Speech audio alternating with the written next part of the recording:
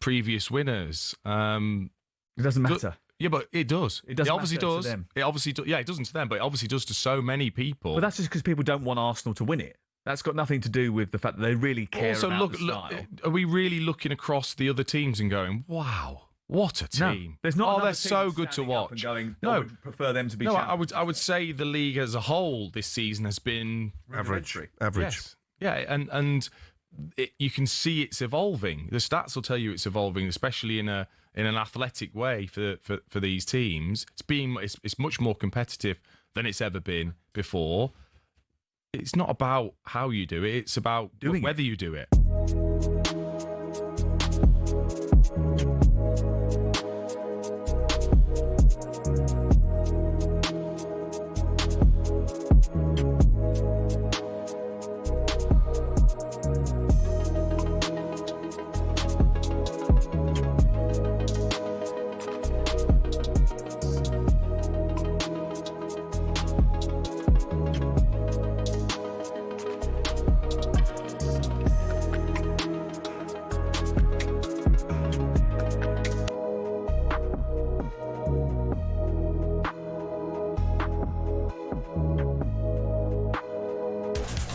talkSPORT Sports Update, powered by the Nissan Van Range. Commercial vehicles that go the distance for your business. Search Nissan Vans or head to your local Nissan Van Centre.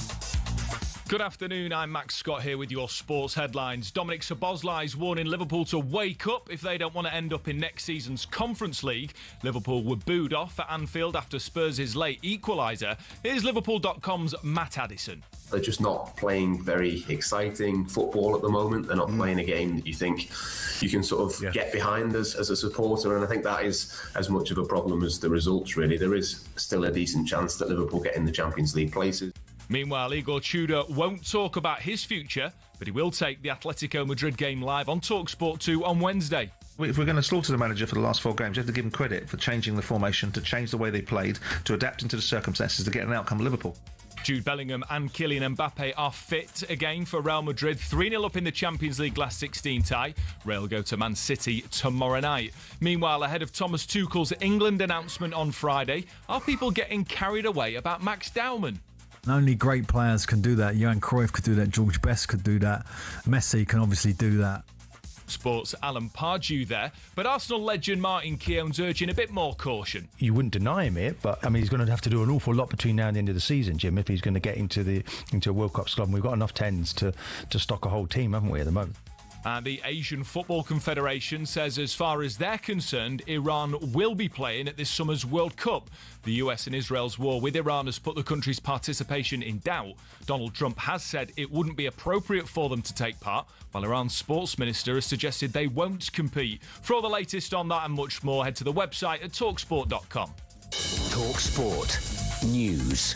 Sir Keir Starmer's announced financial support for those affected by rising oil prices. Meanwhile, a nursery worker who abused toddlers in his care has been jailed for 24 years. More from the news team at past. talkSPORT weather with QuickFit. Today it's raining tyres in our centres, including top-notch brands like Pirelli. Visit your local centre or quickfit.com and book today.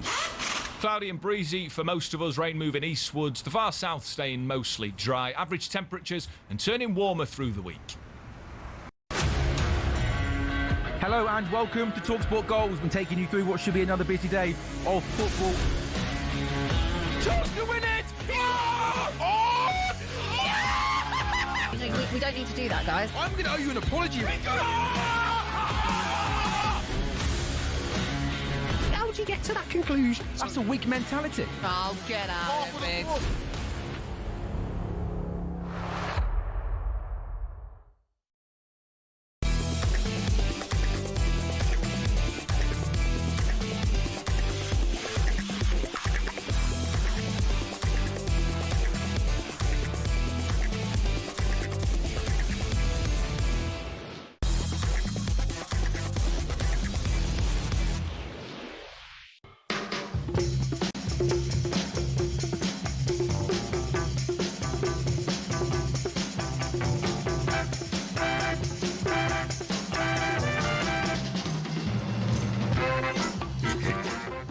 This is Paul Hawksbee and Andy Jacobs back with you through until 4 in the talkSPORT studio after the mayhem at Cheltenham. It's weird. It didn't take me 10 minutes to get to the loo, and I'm not getting drunk by osmosis on Guinness fumes.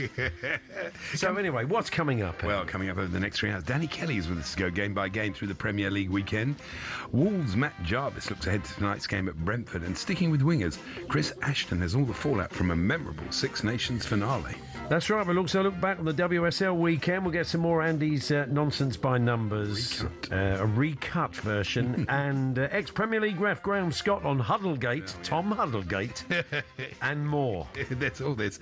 Plus, Andy Brassel brings us the big stories from around Europe, and we'll chat to the barber who bases his prices on his customers' darts score.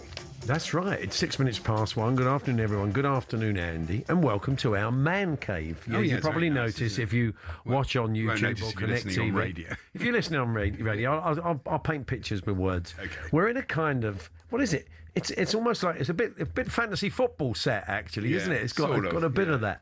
We've got, it's with our good friends at Tool Station, of course. We've got Andy's news and nonsense up there. It's a little Chelsea shirt hanging on the wall. I'll take that down. I've got my Spurs, more on the Spurs shirt later on. This is what football does to you. Birthday spread, it's all there, isn't it? Rio Beach has appeared suddenly. I don't know where that has come from. You know. The Falls panel. Bit of a comment. It's all zeitgeist. So anyway, if you're wondering what's going on in the background, if you're watching, now you know. Yes. Okay. Now, there was a very interesting quote from Liam Rossini about the Huddlegate, as you called it. Yeah. And I love this. He said, "My players wanted to respect the ball by standing around it. Here's a better idea, mate. Why don't your players respect the ball by keeping it out of our net and putting in theirs?" Yeah. Which is actually the idea of the game. That's it. I'm calling him Professor Psychobabble. Really? Honestly, Liam Delap definitely didn't respect the ball when he put it miles over from 3 yards. That wasn't very respectful, was it? I was chatting to our own Jason Cundy, who was in to do the Chelsea podcast earlier on, and he was saying, respect the ball, what does it mean? And it does sound like a marketing campaign for Adidas ahead of the World Cup, doesn't it? It does. It's like Adidas, Mondial 2026, respect the ball. You can see it as a bit of hashtag respect the ball. I hope I'm wrong, but I'm seeing some very, very worrying. It's changed so quickly, though, Andy, because it was only last week you were defending him. The trouble is that the last 15 minutes against PSG in the first half there were so many bad decisions in that by him. Right. If you start doing that, the players are just not. He had buy-in when he got there. Not buy-in. No, buy-in. Oh, okay. I don't think it's funny though. On Saturday, I was so bored. The game was so awful, and I'm saying I'm never coming again. And my grandson went, "You say that every week, Grandpa." Yeah, exactly. My son chipped in and said, "Yeah, he's been saying that since every time we." That's right. He was having a go at a WSL manager earlier on. He said he never gives any credit to the opposition when they get beaten. No, he's pathetic. Me and the producer both looking at each other, thinking, "Hello." I mean, seriously. I mean, what's his name? Willock said, "Oh, I thought we played well." He didn't play well. Both teams were abysmal. They scored one goal, and by the time he changed it, it was a bit late. Chelsea could have got a point out of it. I mean, Reece James was unlucky. Delap missed easy. But the drop-off from Cole Pomp was really hurting Chelsea. And there was that chance. He would have buried that 2 years ago. He would have done. So yeah, he's a bit off it, isn't it? I think it's coloured as well because I'm in the middle of a driving ban. Driving ban. Not driving ban. You're not proud of it? No, of course not. You're paying your dues. 6 months for going over 26 and a 21. You know how it works. So tremendous. Doesn't sound well. You know, what's the point? Anyway, that's the side. So there we are. He is quite sorry. Oh yeah, really. It's a right effort to get. I'm doing my best here. I'm trying to get him out of trouble. Go on then. It's a right effort to get there and everything, and then right effort to get back. And you think, what's the point? I mean, really. There are sort of Chelsea fans who probably come down from Arbroath for every game. You've got to get across southwest London. From Portsmouth every. I think he's mad. What if these people are mad? I've been to... Rather than I really respect the effort they put in, these people are mad. Well, when you see what's being served up... Yeah. I mean, I've been to 17 games this year at the Bridge. Yeah. And honestly, the Liverpool game and the Barcelona game are the only two games that I've come away buzzing. The rest of the time, even win or lose, they come away going... Do you want a bit of breaking Chelsea news? What's that? It might not be the news you want. I don't even know what it is. Alex Crook is joining us, our chief football correspondent, who was a top tipster last week, 66-1 winner. Top man. Let's see if he predicted this bit of news. So, Crookie, we're in the dark. We've not been pre-warned, so take it away. Oh, wow, you're really building up the drama. Good afternoon, guys. I can tell you that the Premier League has now concluded two separate disciplinary processes involving Chelsea after the club voluntarily self-reported potential historical breaches of rules. Now, these relate to the so-called off-book payments that Blue Co flagged up when they first took over the club to the Premier League. A decision has now been made and sanctions imposed. Chelsea accepting fines totalling £10.75 million, according to this Premier League statement, for those breaches of the Premier League rules relating to financial reporting, third-party investment and youth development. Furthermore, the club have been hit with an immediate 9-month academy transfer ban and a suspended 1-year first-team transfer ban. That's suspended for 2 years. So nothing in terms of immediately will they be stopped from signing players. I guess that will come into place if they breach again. But when it comes to the academy, that is an immediate ban. And these so-called off-book payments, we understand, relate to the signings of the likes of Willian, Samuel Eto'o and Eden Hazard. Chelsea have always claimed that because they themselves flagged it up, they should be looked upon leniently. Did they mention City's 115 charges in the statement? Oh, no, they didn't bother with that. Okay, fine, just checking. These were, I mean, on the suspension for the first team transfers, I mean, these were crimes of a previous regime in their eyes, so it's unlikely that's going to be an issue. How damaging is that? They were ban? No, they were right. Well, it's all right. The youth thing won't really affect them. Neither will. How long is it? Sorry, Alex, just remind us, the youth ban is for how long? The youth ban is for 9 months. 9 months, okay. They've got a lot of probably not terminal. No. I mean, have they been? I mean, like, you can tell, I mean, what was the I don't know if anybody was bandying figures around. I think the thing they were fearing was points deduction. Yeah. So, exactly. So, in terms of it, maybe by being honest, this is a lenient sort of outcome from Chelsea's point of view. Yeah, it's interesting because I was looking back at an old transfer notebook that I wrote sort of towards the back end of last season. I was being told then that some of the clubs who were at the time competing for Chelsea, with Chelsea for a Champions League place, Nottingham Forest in particular, were pushing for points penalties, and obviously you would because self-interest always comes to. They're normally pushing Forest, aren't they, Mr. Marin? He's normally pushing for whether it's a place in another European competition or points deductions.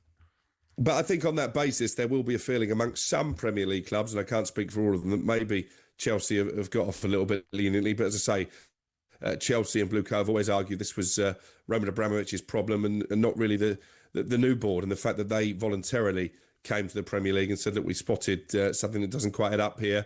They always felt they would escape with a financial penalty, albeit quite a big one, nearly 11 million. It does to an extent, but if you buy a house and after the survey and you've checked everything else, you find there's dry rot. Sometimes you are ultimately going to be responsible for that dry rot. I'm not saying it's their fault. Well, they are responsible. They paid an £11 million fine. I know, but they've looked at the books and they've had a good look at the books. So this was obviously hidden somewhere quite deep in the books. I would imagine. It sounds like by the nature they deserve of credit for flagging it up. They do, and they've paid. Look, I don't think anybody can argue with this. They've got a big fine, so they've done something wrong.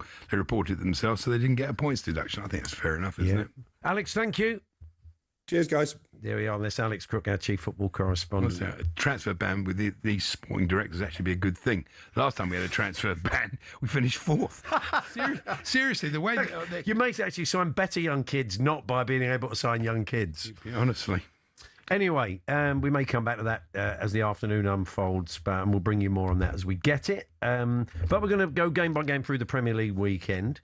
You enjoyed Liverpool Spurs, Andy, you said yesterday, as a neutral. It was my favourite game of the weekend. I thought it was a really, really good game. I mean, there were a lot of those typical Premier League games that we're seeing this year. 0-0 at half time, not much happening. There's been too many of those, I think. Well, we'll touch on those with Danny. Before that, Ramon Vega, the former Spurs and Switzerland defender, has been very critical of the Tottenham board, of the Tottenham players, of Tottenham in general. But maybe even he saw some green shoots yesterday from this point of view. It was a good performance. Performance of a lot of courage, a lot of grit. I mean, look, Liverpool are like a lot of teams like us. They're not very good. Not at the moment. No, they're not. So, good, well done Spurs for getting a point. We'll have a chat with Ramon very shortly. There's quite a lot of stuff to cover in and around the club. We will be also chatting to the barber, as Andy pointed out in the intro there, that decides on how much you're going to pay for your haircut via the 3 darts you throw in the dartboard in the barbers. I think obviously cost Luke Little 170 quid. Probably gives the. I suppose I know if you get a bullseye, you get a free haircut. Oh, all right. That's the point. Obviously, the higher the score, you shouldn't be paying more for it, should you? Really? No, not really. Anyway, he'll explain. The man in charge will explain. Chris Ashton on the rugby. We're around Europe, and Graham Scott, the former Premier League referee until very recently, will tell us what he made of Huddlegate and all that. That's all to come. We'll look ahead to tonight, live on talkSPORT, bringing Brentford Wolves. And Matt Jarvis will join us. Resurgent Wolves, I think it's fair to say. Rob Edwards giving the team a bit of belief now. We'll get their former wingers' take on that. We're here with our good friends at Talkstation. Get in touch this afternoon. This and anything else. Talksport.com. Text 81089. Tweet TSH&J 03717 223344. You can check out Talkstation's wide range of garden power tools with brands such as Bosch and Ryobi. Next stop, Talkstation.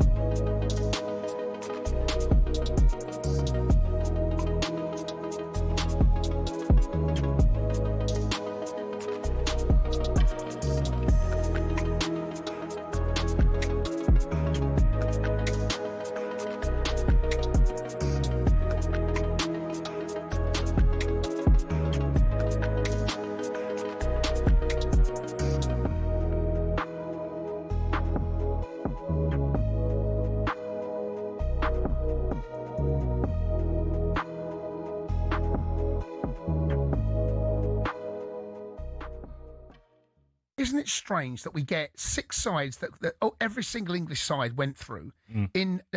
Newcastle were the only side that had to qualify via the playoff system. Yeah. But not one English side in the Premier League. And we like to think that we are. And I think there is a bit of arrogance. I do subscribe to that point of view. But is there something in the fact that maybe the Premier League is so demanding? So, for example, right, PSG this weekend have had their game cancelled to play Chelsea so that they have the rest between that they played last night and the next time they're going to play is against Chelsea on Tuesday. Look, I don't see us turning it around at all, but we play Newcastle on Saturday. The league is demanding, or is that me just kind of making excuses for the Premier League? No. Do you know what? Also, you got to look at this. So I understand what you're saying. You're not making excuses for the Premier League, but the Premier League might need to start working with the football clubs. How's that going to work? League. Well, Liga 1 done it. They moved games, cancelled the game to fit it into the PSG schedule to make it easier on the players. Yeah, but here's the problem. Because they want to retain the Champions League. Yes. It's a prestige trophy. Of course. So if your league has got that, so a team from your league has got the Champions League, it just makes you more prestige. Here's the issue that's going to happen. Here's the problem, is that there have been examples of managers complaining, and I think some unfairly at times, about playing on a Wednesday and then playing on a Saturday 12th. Hello and welcome to talkSPORT Goals. We've been taking you through what should be another busy day of football. Chance to win it! We don't need to do that, guys. I'm going to owe you an apology. How would you get to that conclusion? That's a weak mentality. Oh, get out of it.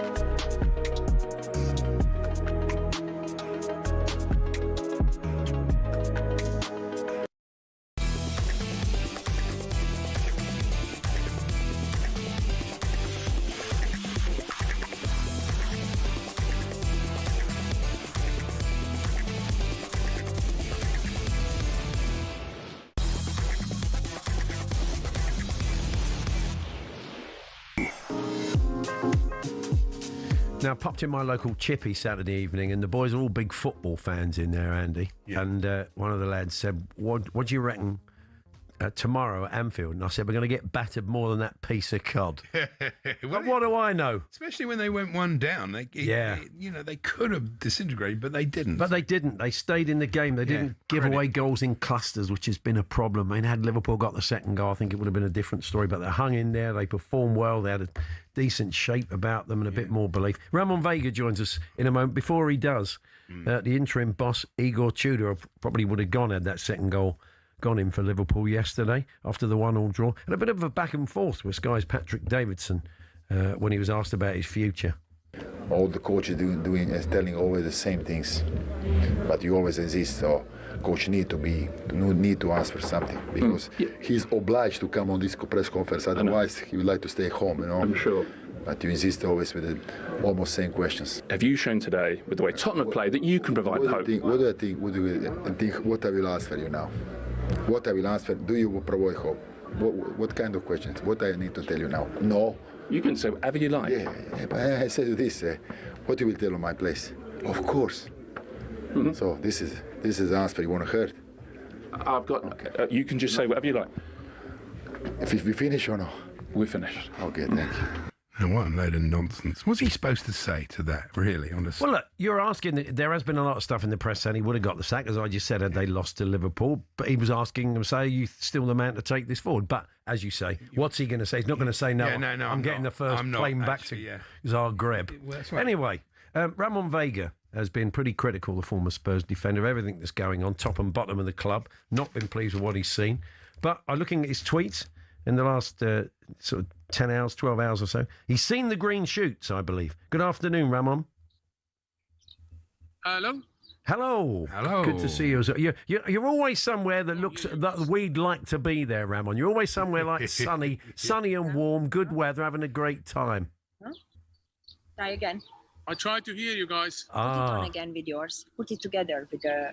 Okay, we'll just take you back to the guys in the gallery and see what the problem is, because it's like he's doing Holiday 26 with Judith Chalmers. Judith Chalmers. I did think actually that Spurs goal should have been disallowed because he wasn't playing it out from the back. Yeah, I didn't think you were allowed to score like that. No, it's nice to see our goalkeeper who loves to put us under pressure with his passing, just cuffing one up the pitch like that. I was at that moment. I was personally, my inner dialogue was bemoaning Richarlison's hit rate, that his conversion rate. He's a try. We love him because he works hard and he tries to get in good positions, but his conversion rate is pretty woeful generally.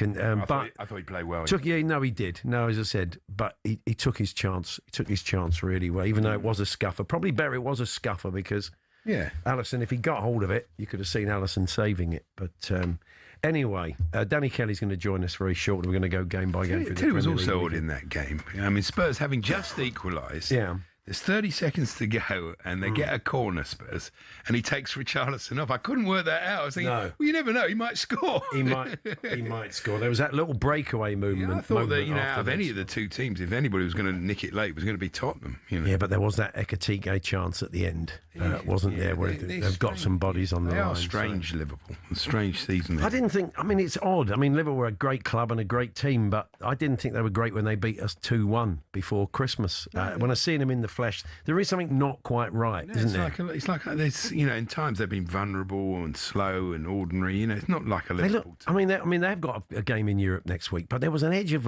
they just couldn't get up for it. No. Maybe they just thought, lads, it's Tottenham. I think they probably thought like we all did that it was going to be 4-0. Once they've got one, especially when they went one up, they thought, this will be easy. They'll go out and get the second.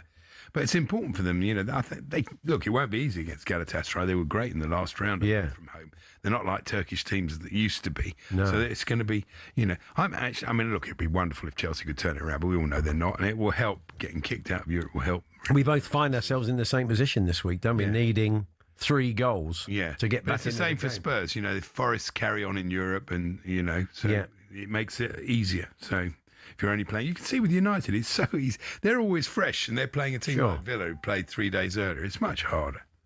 I think we're struggling with Ramon, so can't get him. I think I'd say there's probably a bit of Shabley in his headphones, looking at his backdrop. It was beautiful. Yeah. So what else we got for you this afternoon? We are going to be chatting. We're going to be heading around Europe with Andy Brassel a little bit later on, and looking at all the big stories there. Apparently, there's a few rumours that Bayern Munich might have to pay a 16-year-old goalkeeper. Was they playing Tuesday or Wednesday? It's Tuesday, isn't it? Yeah, but they are 6-1 up. 6-1 They up. could probably play. I could play in goal, probably be all Probably right. play Ollie Kahn, couldn't they, really? Maybe put the vets in.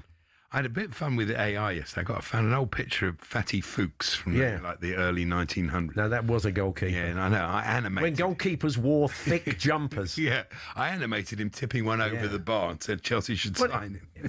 Throwback. Talking of throwback games, and it did seem a bit nuts. I mean, I know that the tradition, and it was an anniversary, but for France to wear like light blue shirts and white shorts, and England in white shirts, and Brian Moore was making the point. Yeah, it's not great for people. Paper today, the old England hookers, and if you've got a sort of visually impaired, you've got no chance of following. It's a strange thing. England, I suppose, couldn't wear their dark kit because when they played them all those years ago, they wore white shirts. I don't know, but it did seem pretty nuts. And there were times, even I'm looking up and thinking, okay, if it's fast passages of play, you're slightly losing the plot. Right. So anyway. Yeah.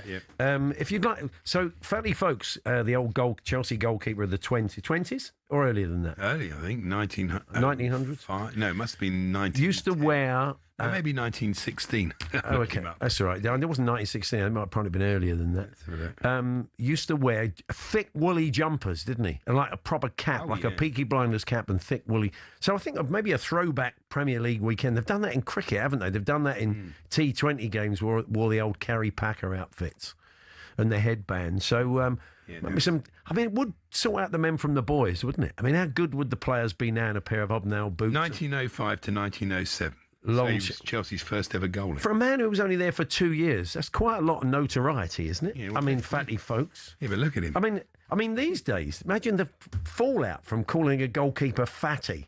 Yeah. Would be now. Hashtag be kind. What would you call Fatty Fuchs now? Well, he's just folksy. Moderately overweight Fuchs. No, he would. You're not even allowed to mention. You couldn't body shame. I mean, is it too late for the Fuchs family to sue Chelsea? They've already been hit for 10 everybody million. else. Give us another ban. They've been hit for 10 million today. Let's get a few more quid out of Chelsea for calling Fatty Fuchs. That's the other thing. While we're talking about one rule for one rule for another. Yeah. How come Rodri comes out after the Spurs game and basically calls the refs biased? Yeah. He says they're basically calling him a cheat publicly. Yeah. Publicly doing it. They got fined, and he got fined. Got 80 grand fine. Yeah. Pedro Neto has a go at a ref after he's been sent off. Yeah. No one's heard it. No one's seen it. No one knows what he said. Right. Well, the ref does. That's why he has a report. But he gets a one-game ban. So how does he get a one-game ban? But Rodri publicly does it, where everybody hears it. He gets a no-game ban. I'm sorry, that's wrong. One's in the heat of battle. The other one is Neto wasn't. That was in the heat of the battle. That was more of the heat of the battle than. No, that's what I meant. I mean, you've got to keep your head on the pitch. I don't know. Look, I didn't write the referee's report. Well, ask Graham Scott later. Why is the tariff higher when you're doing it like that? There's plenty to get stuck into with Graham. First up, Danny Kelly. The latest episode of the talkSPORT Daily podcast out now with Natalie Sawyer and former Premier League manager Alan Pardew, reviewing all the weekend's action. If you want to hear more, then the daily talkSPORT Daily podcast is available on all podcast platforms now. Danny up next.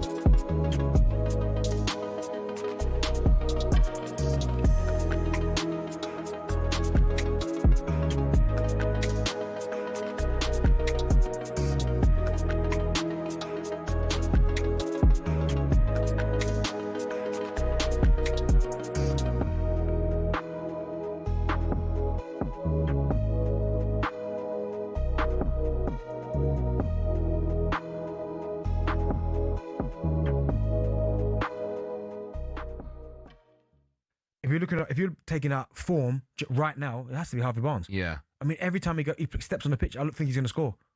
He's so powerful and so quick. When he runs, it's almost like, oh my goodness, you're not catching him. Yeah. And that's where Thomas Tuchel is. I mentioned Barnes, Gordon, Rashford, Foden. You then got Palmer. Like, I'm talking about attacking, like 10 attacking options. Yeah. You've got Palmer, Saka, Madueke, Bowen, Bellingham can play 10. Rodgers can play left. Yeah. I mean, there are going to be some big names on that list that don't go. Yeah, but annoyingly, out of all of those players, none of them are really smashing it at the moment. Rodgers maybe is doing pretty well. Bellingham's been out injured. Yeah. Nothing from Foden. No, Cole Palmer's gone a little bit cold. Yeah. Saka's not, obviously the numbers haven't been there. Madueke's in and out. But isn't that bizarre? If we were doing this World Cup a year ago, we'd be buzzing with those players. But and as I said, Barnesy. Barnesy, giving the old John Barnesy Yeah, Harvey Barnes. He's right now he's probably in the best form out of all of them. On the left-hand side, Rashford was on the bench last night, right? Yeah. Who starts for England on the left for you out of those two, Rashford and... Oh, Rashford would be first, because Rashford for England's been good. He does? Yeah. Does that matter? It's a good point you make. Does that matter? If you're really good for England, but you're not doing it at club level, and some players are like that... Danny Welbeck was a prime example of that. Okay. Does your league form matter too much when the manager knows when you put the English shirt on, you perform? Yeah, I think for certain players, I think it does matter. Because, again, a prime example was the last Euros, not the one in Germany, the one before that, sorry. Yeah. Where we was all saying Sterling can't go, his form wasn't there, and he was our best player. That's a great point. But you know what Sterling's going to get experience, you know exactly that when it's the highest, he can step up.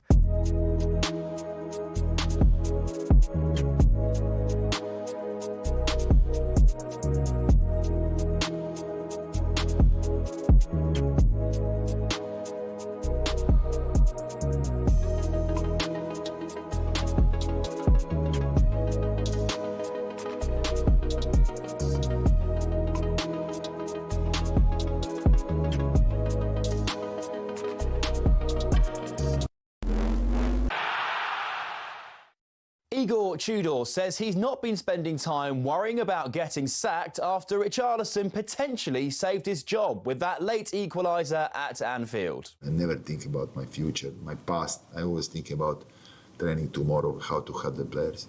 No, don't read nothing, don't watch nothing. Well, Liverpool were booed off in that one, and Dominic Szoboszlai is now worried the team are sleepwalking towards the Conference League. Down the M62, Wayne Rooney is joining the chorus calling for Michael Carrick to get the Man United job permanently, and Alan Pardew has told talkSPORT it just makes sense. The players obviously respect him. He's obviously getting the performances, and he's obviously getting the victories. So my view and my advice to them as a board would be keep Michael Carrick. Following England's worst ever Six Nations campaign, the last head coach says the RFU should stick with Steve Borthwick. They had a series of 12 wins before this, so the team was going well. To get 12 wins, in any competition in the world, and particularly at the top level, is pretty good. Well, Eddie Jones has also told us Borthwick must choose a fly half and stay with him leading up to next year's World Cup. And Cam Norrie has replaced Jack Draper as Britain's men's tennis #1. Norrie is now 24th in the world after getting to the quarterfinals at Indian Wells.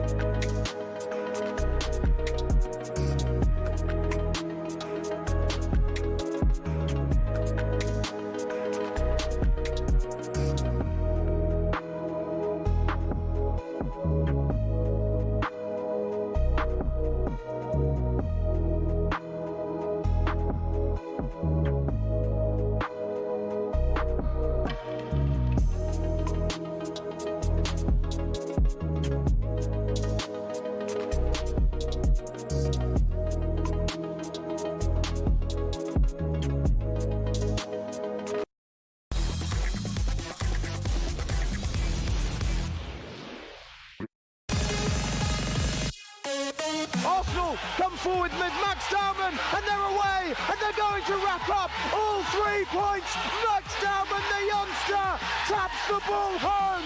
Hugh Bedlam at the Emirates. Donnarumma doesn't get there, and it's headed in. killer blow in the title race for Manchester City. West Ham 1, Manchester City 1. And it's finished here. Chelsea 0, Newcastle 1. The goal by Anthony Gordon settled it. United win by 3-1. Casemiro, Cunha and Seshko with those efforts. Crystal Palace 0, 10-man Leeds 0. Palace failing to take full advantage of Gabriel Gudmundsson's controversial sending off. When is a goal not a goal at the City Ground for Dan and Doy? Why can't we just go back to when football was easy? Ball in the net. Goal update on the radio on a Sunday afternoon. Liverpool 1, Tottenham 1. Richarlison has scored and maybe, just maybe, has saved Igor Tudor's job. Yet more late goals conceded by Liverpool and yet more frustration for Arne Slot and co. Moose going a bit Ron Manager there, wasn't he, isn't it? Yeah. Well, he's got Simple a point. games on the radio, Saturday afternoon. Absolutely got a point there, hasn't he? Anyway, let's go back over the Premier League. That's how it all unfolded on talkSPORT. Still got a game for you tonight, of course. Brentford, Wolves, and Matt Jarvis joins us to look ahead to that later. But first, Danny Kelly joins us. Good afternoon, Dan. Hey, chaps, all good? Not all too good, bad. There's a slight spring in our step today, Danny. I mean, not in mine. No, we have to say, I mean, look, we'll take what we can. That's where we're going to start. We didn't speak to Ramon, so we can luxuriate in a touch more than maybe we would have done. I just felt that they just had to find a way to stay in that game at 1-0 and not give up another second goal. And they were under a bit of pressure for 20 minutes, but the fact they rode it out, they'd had opportunities beforehand.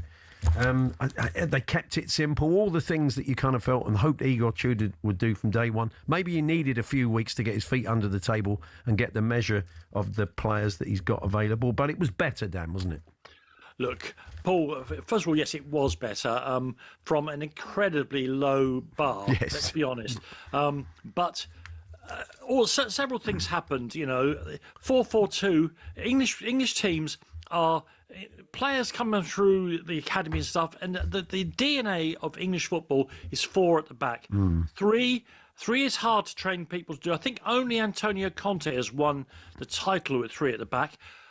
It's worse when you haven't got the personnel to play it. For whatever reason, Spurs only had 12 outfield senior players available. He picked the 10 that were going to run the most. The 2 least likely to break tremendous sweat, Javi Simons and Colin Marnie, who both made contributions when they came on, left out. And the critical statistic here is the 118 kilometres that Spurs ran in the game. They outrun Liverpool by almost a kilometre per player. Wow. And sometimes when you're defending, that can be the cause of it. But it was an end-to-end game, and Spurs simply worked hard, really hard.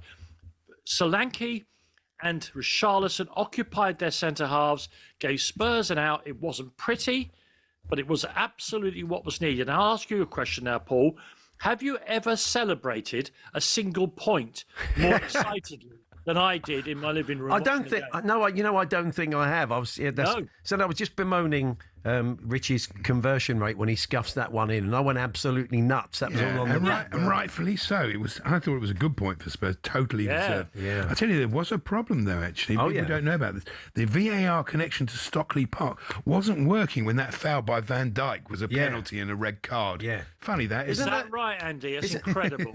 No, I mean, just imagining it. We're going to talk to Graham. We're going to talk to Graham Scott about it later on. It's unbelievable, isn't it? It's because unlike the pullback by Mickey van der Ven on side, he got his shot off, Richie. They would argue that it wasn't sufficient, but I didn't see a lot different. You're dragging a man back. The difference was it was at Anfield, and they didn't want to send Van Dijk off. Had he not got his shot off, would Virgil van Dijk have gone off, Danny? That's the question. I mean, of course he would. Yeah. I mean, they should have given the foul anyway when the shot wasn't converted. They should. Yeah, I mean, but Paul, I don't want to get into conspiracies, and a lot of this is because Spurs don't lead their own half much. No. Still, it's St Patrick's Day tomorrow. Still no penalty in the league in the whole season. Yeah, that's ridiculous. Yeah. Come on. So just a word on Liverpool. I mean, you can understand the frustration of the fans. It was interesting, Arne Slot saying, had Tottenham been second in the league, Liverpool fans would still be disappointed that we didn't win. So hinting at the pressure that's always on you at Anfield. But that's the job.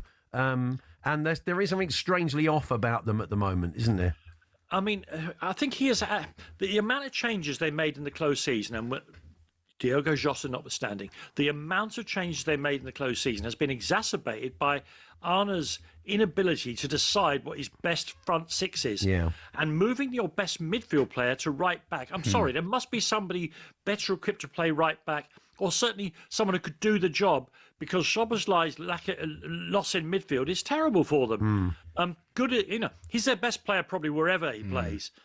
He's one of the players of the season. He's been great. Absolutely. We're going to talk about Bruno Fernandes in a little while as well, you know. But I don't think Arne's helped himself here. He needed to... The injury to Isaacson meant probably that, a lot of the plans went out the window, but you've had 6-7 months now to alter those plans as the long-term composition of the squad becomes obvious, and he's not quite settled on a team.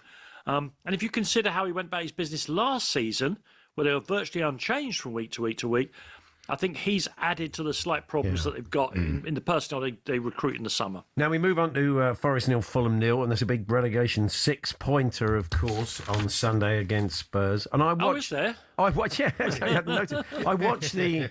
I mean, the thing is with Forest, they're not scoring, and it is frustrating for their fans, of course. But they're still creating a lot. They've still got a lot of sort of weapons up front. Yeah, they were unlucky there, weren't they? Incredibly. The two offsides were marginal.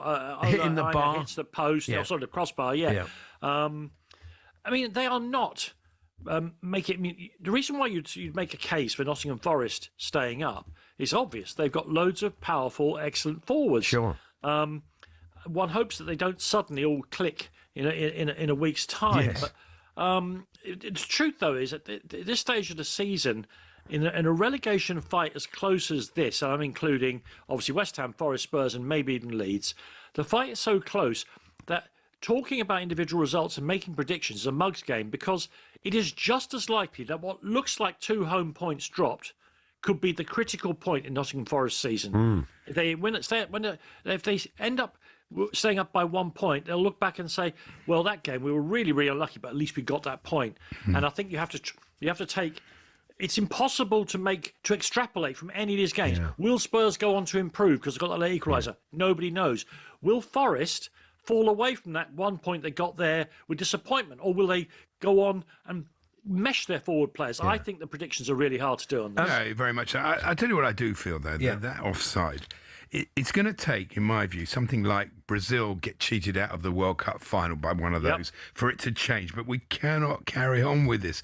That's not offside. That's ridiculous. No. That's not what the offside law was brought in for in the original thing. I honestly, they should be ashamed of themselves. We've all disappeared up our own fundament, and none of us know what handball is or offside is. And there was a very good bit where the commentator was talking about Rodrigo Muniz, and he jumping, and he went, "Rodrigo Muniz up." I thought, okay. Oh, that's my Mother Brown feature. I've got a stat for you, boys. See, I read this today in the Sun, and I've done the maths. Going into this game, I tell you, I've got the actual number. So they've scored 1 goal, Forest, in 6 Premier League games. Well, in the last... Oh, no, sorry, at home. Right. That 89 shots. They'd 89. So I think that's now... Had 89 shots and scored 1 goal. 101 shots. That's ridiculous. In 6 games. I mean, not on target, but still creating chances. I mean, odd, isn't it? When you look at the dynamism and youth of many of their players, the idea that they're missing Chris Wood so much it might seem a bit odd, but they don't have that person who stabs the ball home, do they, at the moment? And that could be completely wrong. Long may it continue, It sounds so ridiculous, but maybe the Forest fans can tell me, but that was home. Anyway... You remember my mad theory, though, about the fact that you might as well just go at half-time. There's no point in watching the first half. All 3 2:00 games yesterday, 0-0 at half-time. There was quite a lot of games that had poor first half this weekend. And as for Fulham, bit in and out, aren't they? You don't quite know what you're going to get unless you play Spurs. I guess the uncertainty about over the manager's future is not helping that. They don't know whether to stick or twist as a club and also as a team. Manchester United 3, Villa 1. Bruno Fernandes inspired as a wonderful season, as it so often is. Got them again. Pretty poor first half for both teams, and he got them going. Really. Easy to forget that Manchester United were ushering him towards the exit door when they got a big offer from Saudi during the summer. I mean, that looks bewildering now, doesn't it? Because they've had 2 pieces of luck, haven't they? Yeah. Michael Carrick has turned out to be a perfect coach for the current group of players in the current circumstances, and Bruno Fernandes hasn't sulked. Indeed, he's doubled down on being the captain of that team. And you're right to say, Andy, if we were picking the team of the season now, you'd start with him and work outwards, with all due respect to Arsenal's players. Amazing. Well, we know what a great player he is, but look at the assists, as well as all the goals he scores. And he can get right up your nose as well with some of the way he tries to referee the match and all the rest of it. But if you're a Manchester United fan, that's all to the good, isn't it? Yeah. It's funny with Casemiro, because he's the same. He is going at the end of the season. Headers, now they're going, we don't want him to go. One more year, the fans were singing. Exactly. Yeah. He broke the deadlock. Casemiro's gone from the edge of Manchester United's team to being absolutely central to Brazil's chances in the World Cup. I mean, we spoke to Tim Vickery last night. He will be the fulcrum of their team. Because he's a wonderful player. He hasn't won what he's won in the game. All right, he had a poor period for a while at United, but that doesn't take away from you don't play for Real Madrid for that long. No, you can win what he's won. Frustration for the Villa fans. I saw our old mate Stan Collymore tweeting about it. Yeah, frustrating times for them. Maybe a bit of hangover. They're doing what they did from Europe. They're doing what they did last year. They are being each season. They've got this wonderful manager and this wonderful group of players, but because they can't spend the money they want to spend because of PSR, they're running out of legs. Yeah, that's the thing. Tammy Abraham had a couple of half chances and didn't put them away. Then they managed to get in each other's way. There was a block from a Villa player for a Villa shot. Yeah, we had a few of those as well. Yeah. Danny Kelly's with us. We're going game by game through the Premier League weekend. We'll turn to Arsenal 2, Everton 0 in a few moments' time. We're here with our good friends at Toolstation. Explore the full collection of garden power tools with top brands such as Karcher and Makita. Next stop, Toolstation.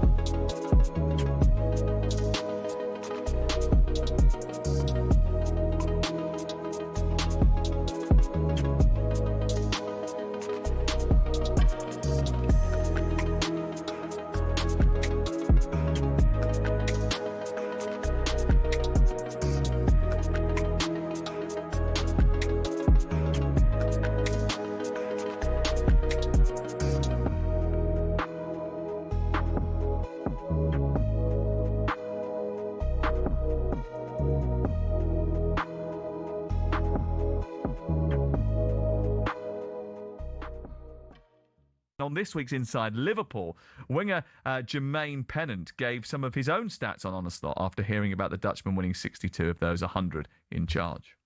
We've lost to Galatasaray twice without scoring a goal. They finished 20th in the league phase. We've lost both to Man City and Man United at Anfield. We've lost 4-1 to PSV. Then the next game after that, 3-0 to Forest at home, both games at Anfield. We failed to beat Leeds twice this season. We failed to beat all three promoted teams at Anfield. We've lost 3 times to Crystal Palace this season. Lost to Wolves, Brentford and Bournemouth away.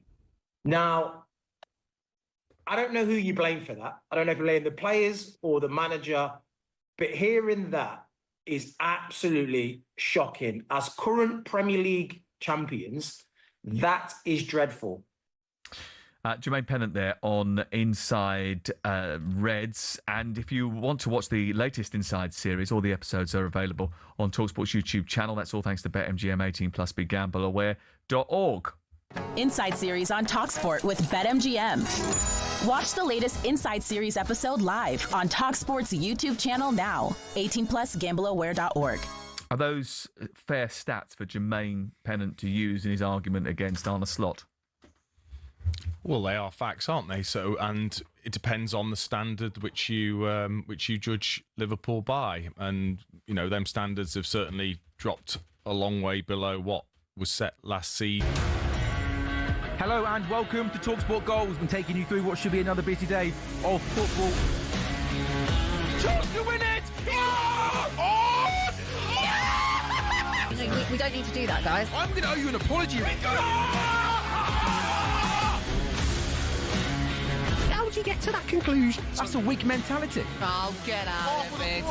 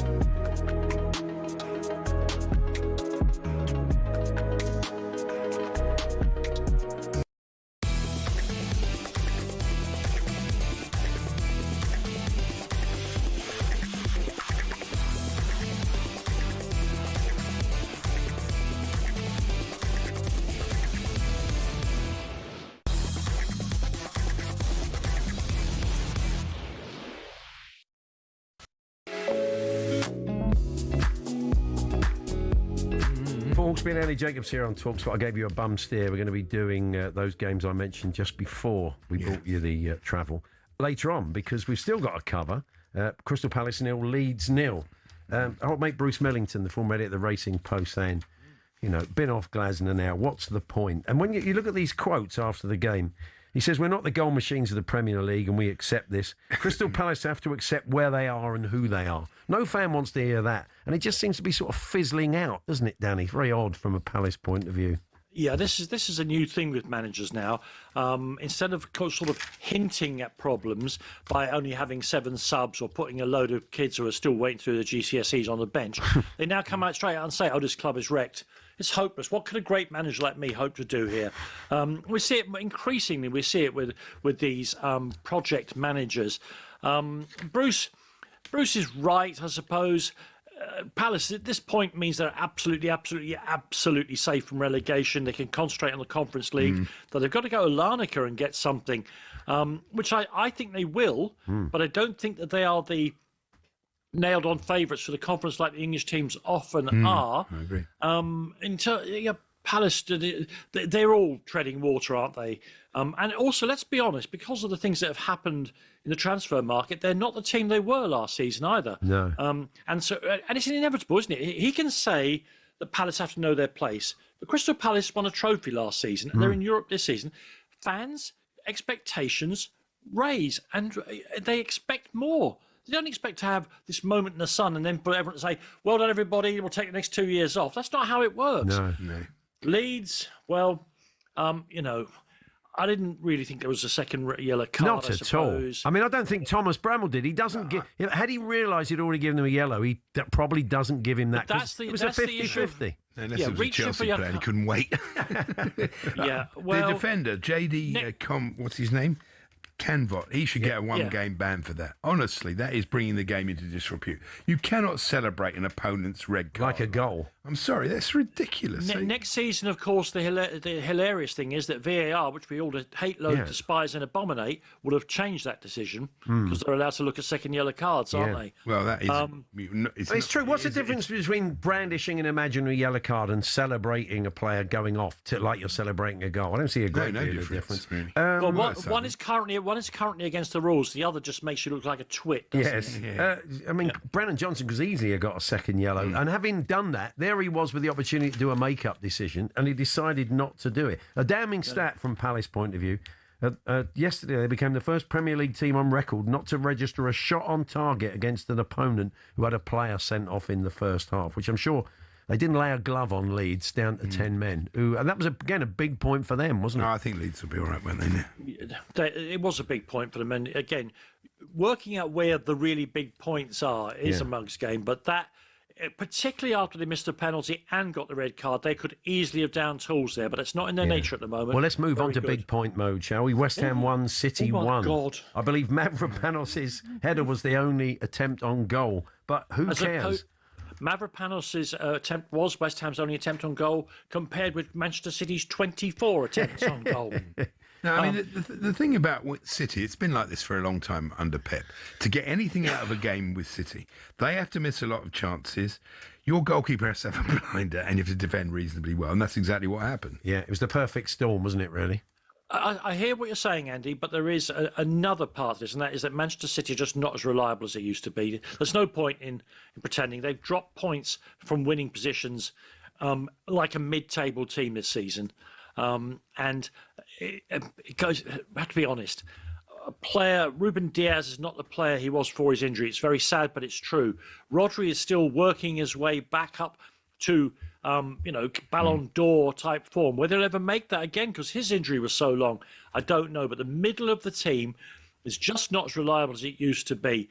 And as a result, we're seeing the gap between themselves and Arsenal go wider and wider. And of course, whether the shoehorning, is that the word I want to use? Shoehorning in of Semenyo, who's played so well that he has to play, but the system with him in it doesn't seem to suit Haaland as much. No. Foden, what on earth? He's just not getting any football, is he?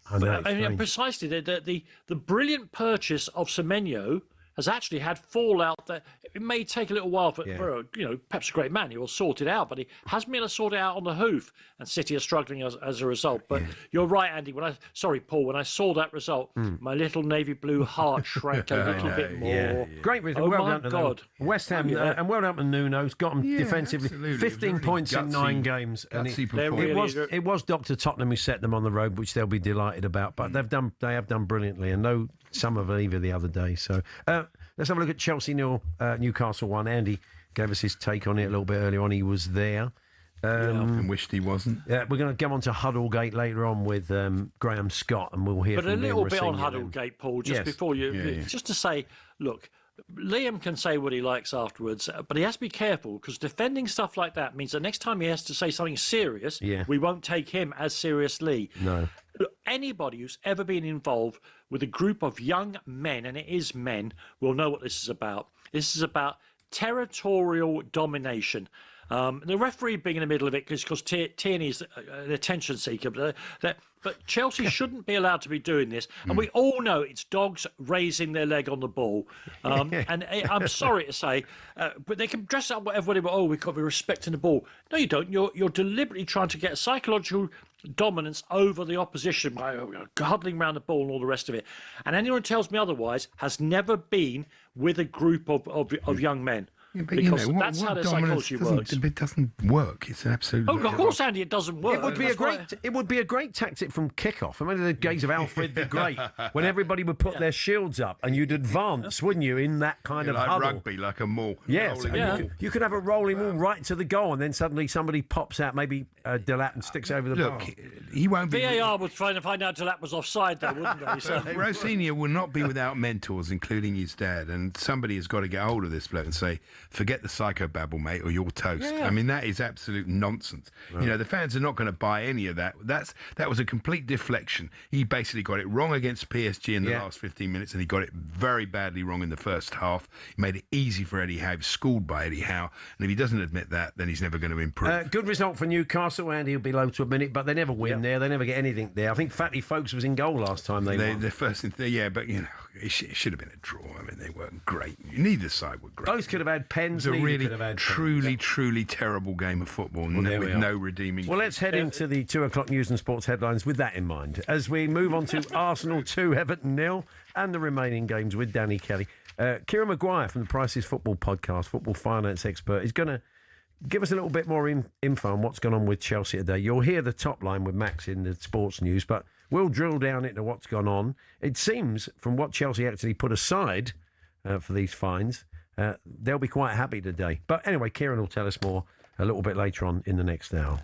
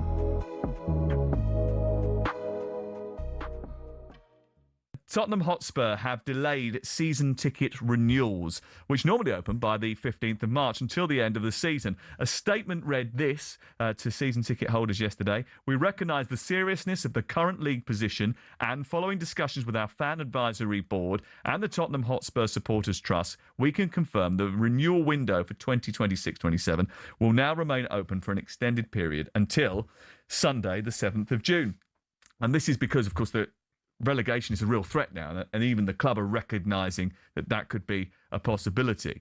This comes as talkSPORT understands that Igor Tudor has already alienated much of the Spurs squad. His treatment of goalkeeper Antonin Kinski during Tuesday night's hammering at Atletico Madrid did not go down with the dressing room. First of all, Crook, why don't you tell us, because you're the inside man here, what you understand the state of play to be? I think a lot of the senior Spurs players, if you like, already have big reservations about Igor Tudor and his man management, and those were only exasperated by what happened with Kinksy. I thought it was quite pointed.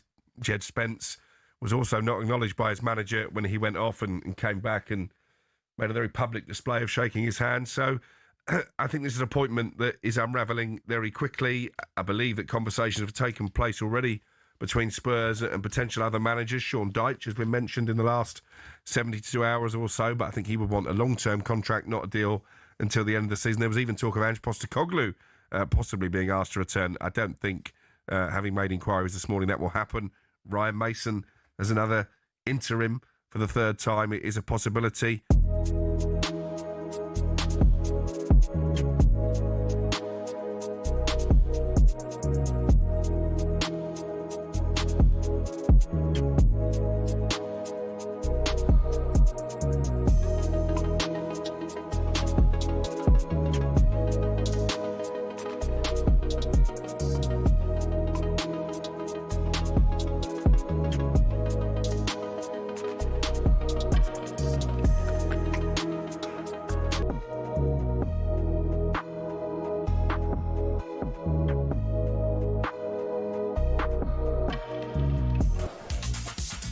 Former England wing Chris Ashton joined us in the next hour to reflect on all the big stories from a brilliant Six Nations series. But first, Max Scott has the sports headlines.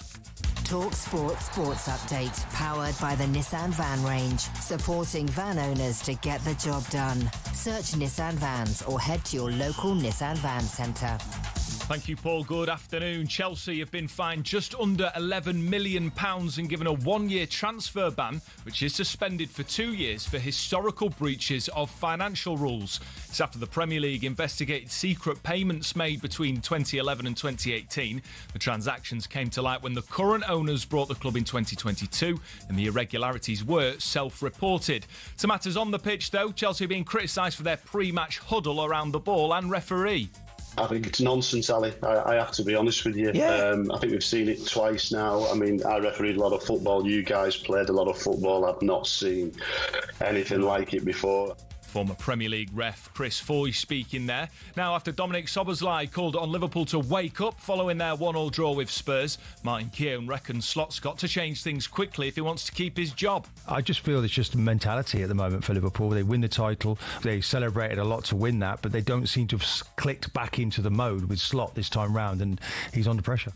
And ahead of Thomas Tuchel's latest England squad announcement on Friday, we've asked one of Max Downman's former academy coaches if the 16-year-old might go along for the experience. We've seen with Arteta, he drafted him into training from the age of 14, and of course he's now been playing in under-21s and had opportunities with the first team.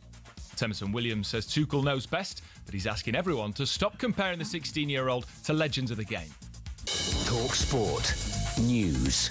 The Prime Minister's announced £53 million for customers using heating oil, and thousands of students at the University of Kent are queuing up for antibiotics after an outbreak of meningitis. More from the news team at past. talkSPORT weather with QuickFit. With a huge range of premium brands available, we've got what you need to drive away happy every time. Visit your local centre or quickfit.com and book today.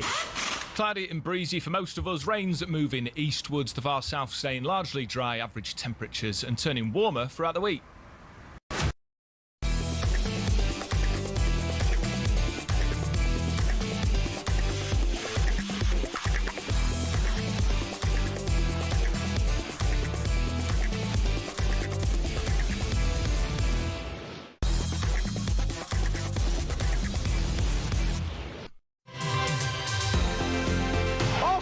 Come forward with Max Dowman, and they're away, and they're going to rack up all 3 points.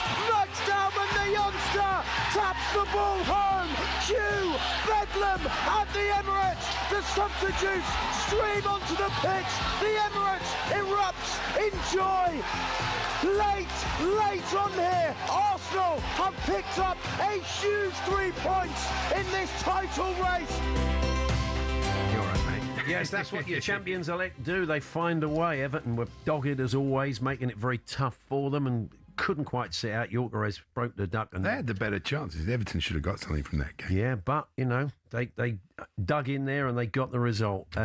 Arsenal 2, Everton 0 at the death. Danny Kelly is with us. We're going game by game through the Premier League weekend. Still 3 more to go. Danny, what did you make of this one? Well, look, it was a very, very tight game, and it's the exact sort of game that champions-elect find a way to win.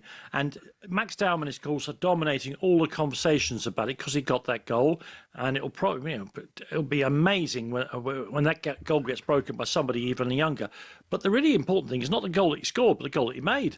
Because that was a moment where a player of that age, you would think, would perhaps look to play a safer ball. Instead, he looked for the most damaging ball he could, the one that takes out, hopefully, the goalkeeper. And Jordan Pickford, I think, has had an amazingly good season. Doesn't quite get to it. That's where he changed the game. The goal will be the iconic moment that we played back, inverted commas, iconic moment that we played back again and again and again. But the fact it already changed the game was fantastic. Now, I'm going to say a phrase that you rarely hear on talkSPORT.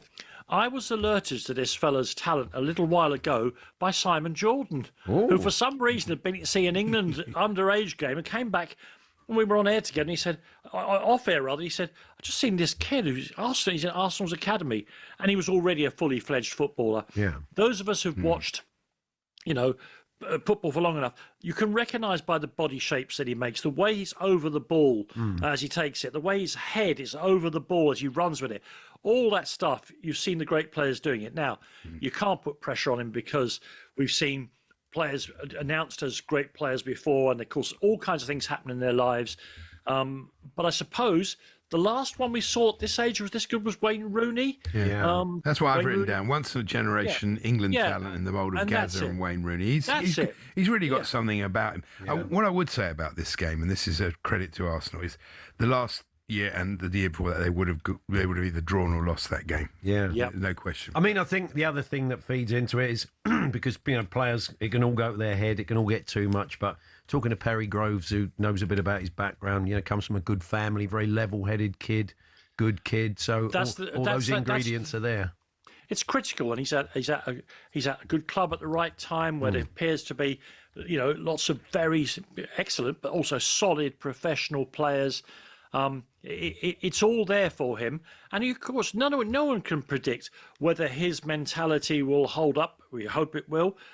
What happens to people with injuries and all the rest of it, but at the moment it looks like yet another fantastic young player coming through these academies in England where talented boys are being coached by really top coaches from 10 years of age onwards. Liverpool with Ungamota, same thing. Really. He was at your place, though, wasn't he? He was academy. They signed him, but fair enough, And whatever your club allegiance is, you don't want to have a heart of flint not to enjoy watching a 16-year-old make such an impact. In the same way as I'm watching Thiago Silva playing brilliantly for Porto now, having come back to European football at 41 years of age. strolling about as he ever did, reading the game. Brilliant. Well, that's right. I mean, Tim Vickery, when he came to you, said, he's still got plenty left in the tank. He was 30, he's a lot better than anybody Chelsea have got now. 37. That's a fact, Andy. That's a first fact. 10 yards in his head. No Sunderland 0, Brighton 1. Maybe we should have weird goal of the season, a new competition with the lightning seeds underneath it. Because that Minter goal was nuts, wasn't it? Well, because if you put it on Question of Sport a long time ago for what happened next, when Minter gets the ball, the thing you're not predicting is he's going to score. You're really not predicting he's going to score. I still can't really work out. I mean, I'm not good at trigonometry and stuff like that. I can't work out how it got from a point A, no danger, to point B in the net. It was incredible. What's amazing, though, is that he did 2 fouls in quick succession. Yeah. And I don't mean to be paranoid, but that is honestly a guaranteed second yellow for a Chelsea player, and the ref going. I don't want to be paranoid. No, but it's true. And Hurtzler subbing him. Paranoid. No, Hurtzler subbing him immediately said everything. Said exactly that. Oh no, it does. But you can't. The ref then can't retrospectively give him that second yellow card because he's been subbed off because he really should have done. Paul, can you remind Andy in his paranoia that Spurs have got the most cards per tackle made in the league this year? Right. And still had no penalties. Not that we're being paranoid. No paranoia whatsoever, no. Sunderland have put in all the hard yards. There has been a let-off at home as well, which is understandable. But the after effects of the African nations, which you always talk about, the players, they come back and they're never They had 5, was it 6-5? 7, I think they had. It's that and the fact that Granit Xhaka was out for a while, They did all their damage earlier in the season. Granit Xhaka was out. There's a lot of reasons why, but it kind of doesn't matter because they're staying up. So the job... I mean, it can't... I mean, from a Sunderland fan's point of view, they'd love to... I'm sure they'll be happy with what they've done What I'd love to know, though, how many goals in the history of football have been scored when a player goes down injured in the box? Oh, yeah. It so often happens. He wasn't injured, was he? He was pretending he'd been He'd hit hoping in the that face. the ref would stop it. And he Well didn't. done to the ref who didn't, actually. And it was also before the ball, wasn't it? Before the kick, so they couldn't have pulled him up for it. On a more general point, in a Premier League season where there's been a lot of discussion about the quality, and some of that has been amplified by teams that are doing, well in the Champions League, suddenly coming up against the good teams and, getting a proper spanking during midweek. This was a classic example of what's going on in the Premier League this season, this game. Tremendous amount of heat, running around, effort, running into each other. Very little light. Now, I've only seen the sort of 20-minute clip of the game. There was hardly a move where you say, wow, there's football being played. You cannot question the effort of the players. The atmosphere in the ground sounded great. The actual football being played was almost zero at times. Yeah. Let's have a look then, finally. Talking of that. Burnley 0, Bournemouth 0. Yeah, that won't trouble us too long. Didn't sound like a classic. But again, Bournemouth 22 efforts at goal without getting one of them across the line. And that's why I guess is that their fourth draw on the spin in the Premier League, fourth draw on the spin in the Premier League, because they're playing pretty well. They, like Forest, are not translating decent football and creating chances into the thing that matters, the blinking ball getting in the net. Yeah, absolutely. You've just got to respect the ball. You've got to respect the ball. You don't have to put it in the net. You just got to respect it. You don't respect the ball, what are you going to respect? Well, Andy, I'm putting my arms around this talkSPORT mic guard. I'm respecting the microphone. Somebody said on the Chelsea website, surprised we haven't been charged by the FA for surrounding the referee. It's true, isn't it?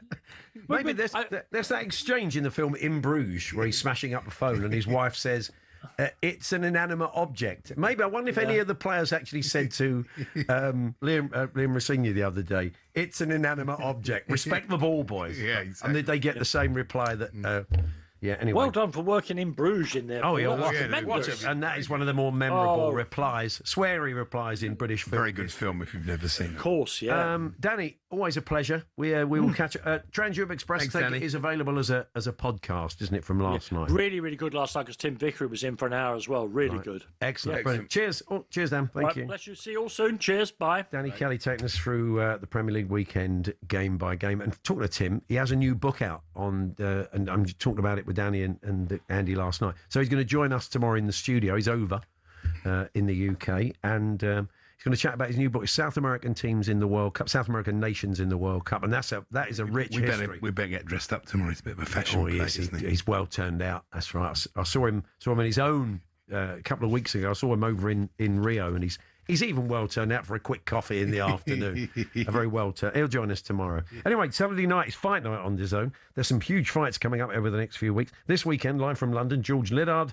the Billericay Bomber, takes on Tyler Denny for the British and Commonwealth titles. Then March the 28th, we got that big fight between Moses Satama and Jermaine Franklin. Franklin previously went 12 rounds with AJ, never been knocked out, but that could seriously be under threat with Moses. So sign up to DAZN Ultimate now. Get access to every punch, every knockout, every moment. Boxing update on talkSPORT with DAZN, the global home of boxing. Sign up now at dazn.com/boxing.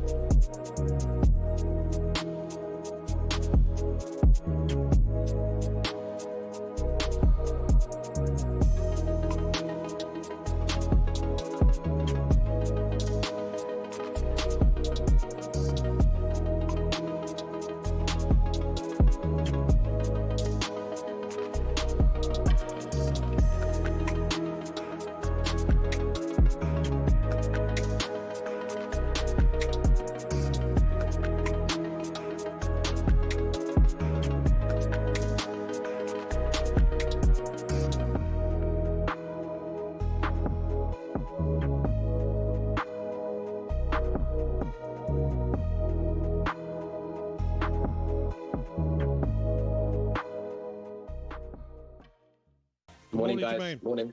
Morning, Gabs. Jay, Morning, good boss. morning. Morning, boss. You okay? Yeah, I'm good. All good. Why are you not here, Jermaine? I thought you would be with us today in the box, smelling amazing. I might have to come down, actually. Looks like it's going to be fun. Nice day for it. Yeah, great day. Jump on the headache up day, you'll be fine, mate.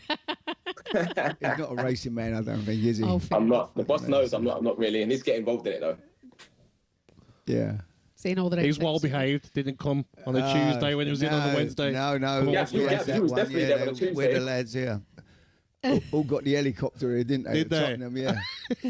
Yeah. Jermaine, it's good to have you on with this.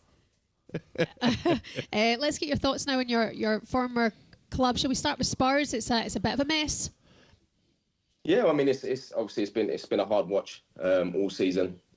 To be honest, I think especially the other night I watched the game and yeah, it was just I think the manager's come in and he's in, especially in that game, he's decided to start a young goalkeeper in Kingsley, and I think I was surprised when he took him off. To be honest, I think when you have a young goalkeeper and you make that decision in such a game of that magnitude to start him, I think you've got to stay with him. I think what a young goalkeeper can gain from that sort of experience, even though it weren't going well when he made the two big mistakes. But I think you've got to stay with him. And the fact that the manager decided to take him off and not really acknowledge him when he come off, I just think that human side, I think you've got to manage that situation in the right way. It doesn't look good. I think try and get through half-time and allow the senior players to get around him and help him in the second half. But to drag him off after the two mistakes, it was hard for me to see that, to be honest.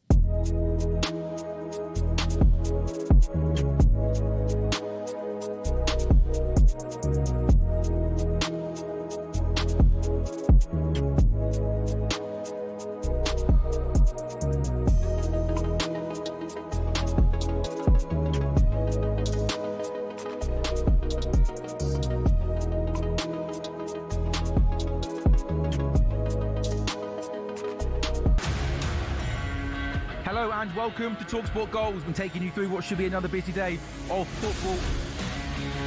Chance to win it! We don't need to do that, guys. I'm going to owe you an apology. How would you get to that conclusion? That's a weak mentality. Oh, get out of it.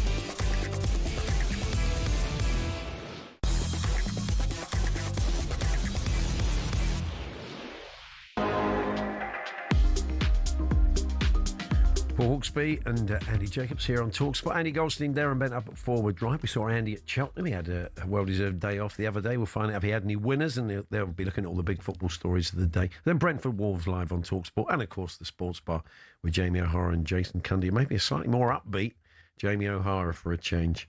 But the big breaking story in the last hour is that Chelsea have been fined £10 million. They've got a suspended transfer ban for their first team, a 9-month academy transfer ban.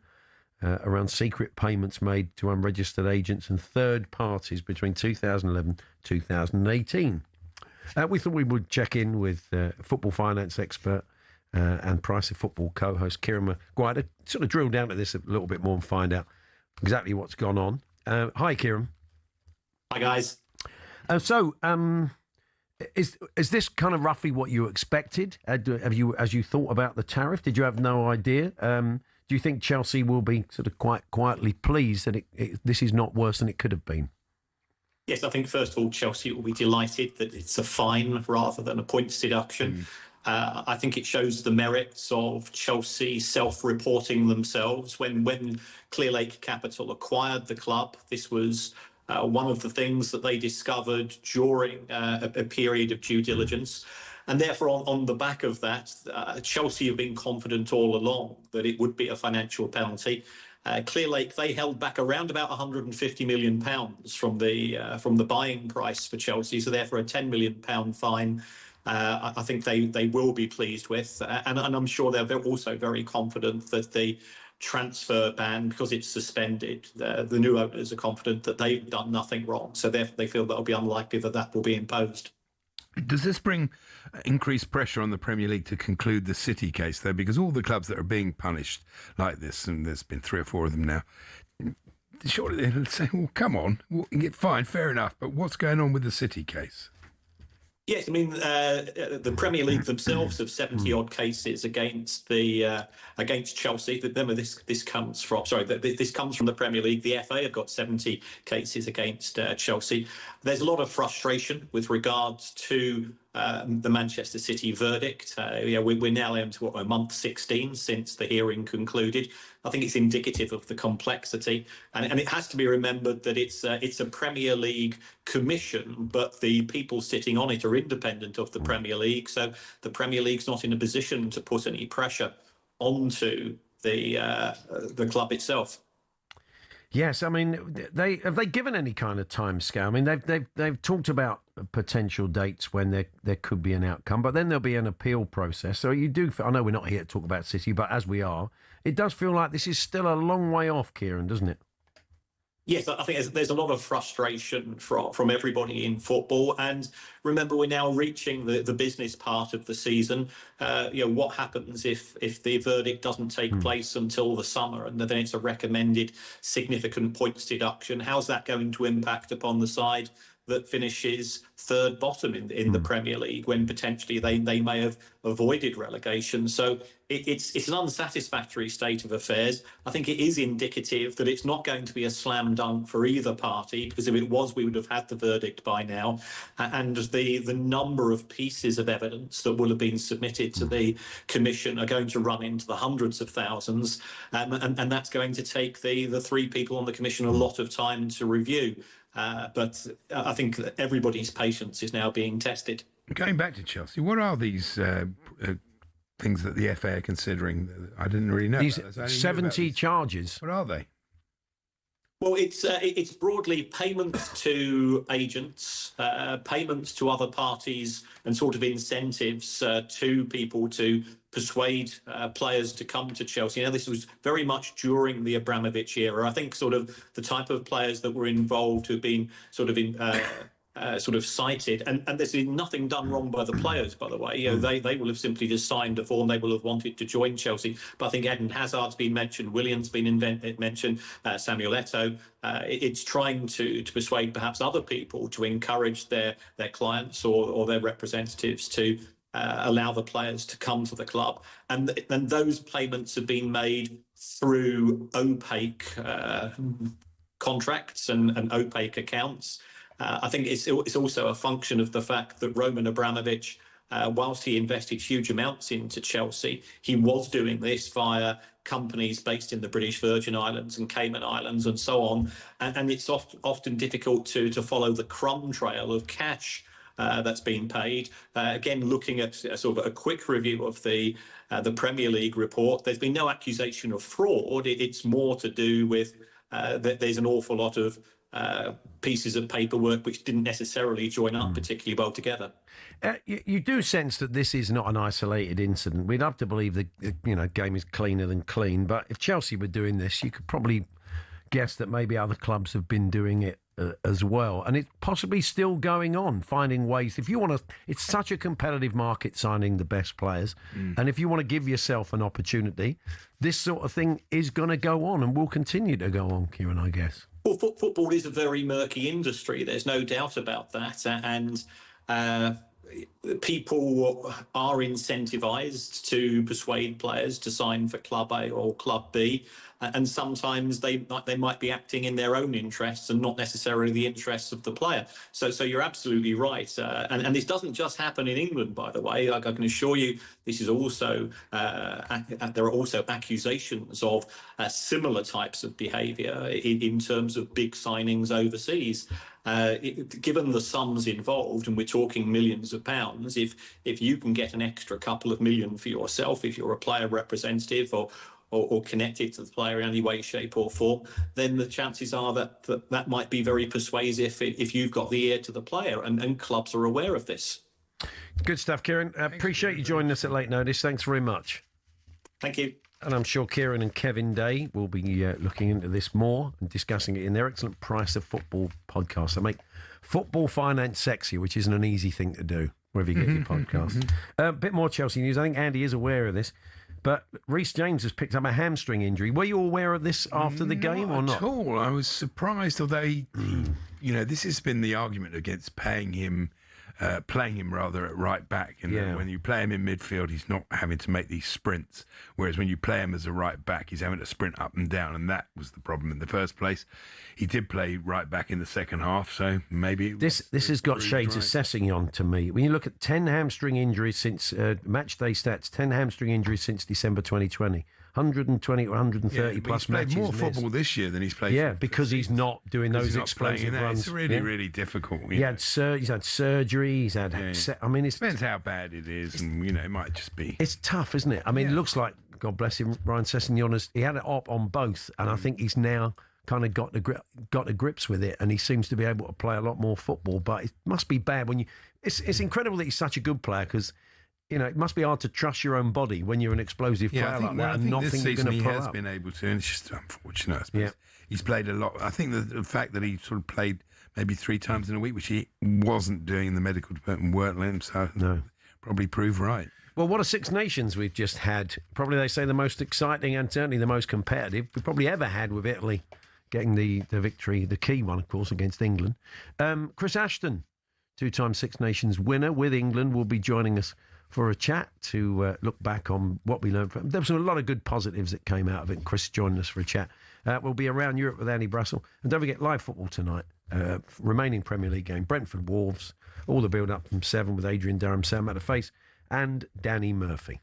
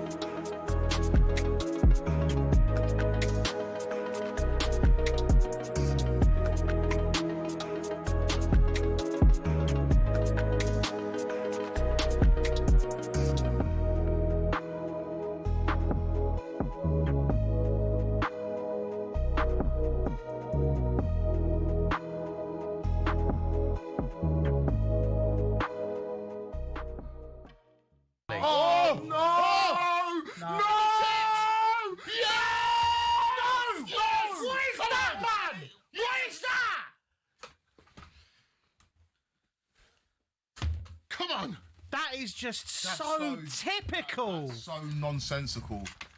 PSG 3, Chelsea 2, and goodness me, boys, you've shot yourselves in the foot. What is that? What is that? I said it. We said it. You bring in a keeper because he's good with his feet. But really and truly, is he that good with his feet? What's this shambolic goal? Reece James plays the ball back to Jorgensen, who tries to play out from the back, and he gets intercepted. It falls to a PSG player. And by the way, as well, when he gets worked to Vitinha, the goalkeeper's off his line. And that is some dinked finish, isn't it? But once again there, Kwaku, he's taking way too much time. And my goodness me, in a game of football where you're level at 2-2, possibly looking the better team, in a game of this magnitude, at this level, mistakes like that, Louis, are just completely unacceptable. It's ridiculous. It's absolutely ridiculous. This is why when people talk about keepers playing with the ball at their feet all the time and how it's a massive priority, yes, I appreciate the game is changing, but the priority for a goalkeeper is saving it. There's also moments as well that I don't think they're clearly there. You had a PSG player coming from the left-hand side. It's illogical. You could see ahead as well someone's being pressed. I'm with you. Playing out from the back is a part of football, but if you can see there's pressure on, there has to be a moment where you don't play out from the back and you just go long. But this is the problem. There's this consistent need to always play out the back, always play out, always play out. Just this another problem with this Chelsea team, but also not just this Chelsea team, a lot of teams now, because there's so much pressure on playing out from the back. Igor Tudor says he's not been spending time worrying about getting sacked after Richarlison potentially saved his job with that late equaliser at Anfield. I never think about my future, my past. I always think about training tomorrow, how to help the players. No, don't read nothing, don't watch nothing. Well, Liverpool were booed off in that one, and Dominic Szoboszlai is now worried the team are sleepwalking towards the Conference League. Down the M62, Wayne Rooney has joined the chorus calling for Michael Carrick to get the Man United job permanently, and Alan Pardew has told talkSPORT it just makes sense. The players obviously respect him, he's obviously getting the performances, and he's obviously getting the victories. So my view and my advice to them as a board would be keep Michael Carrick. Following England's worst ever Six Nations campaign, the last head coach says the RFU should stick with Steve Borthwick. They had a series of 12 wins before this, so the team was going well. To get 12 wins, in any competition in the world, and particularly at the top level, is pretty good. Well, Eddie Jones has also told us Borthwick must choose a fly half and stay with him leading up to next year's World Cup. And Cam Norrie has replaced Jack Draper as Britain's men's tennis #1. Norrie is now 24th in the world after getting to the quarterfinals at Indian Wells.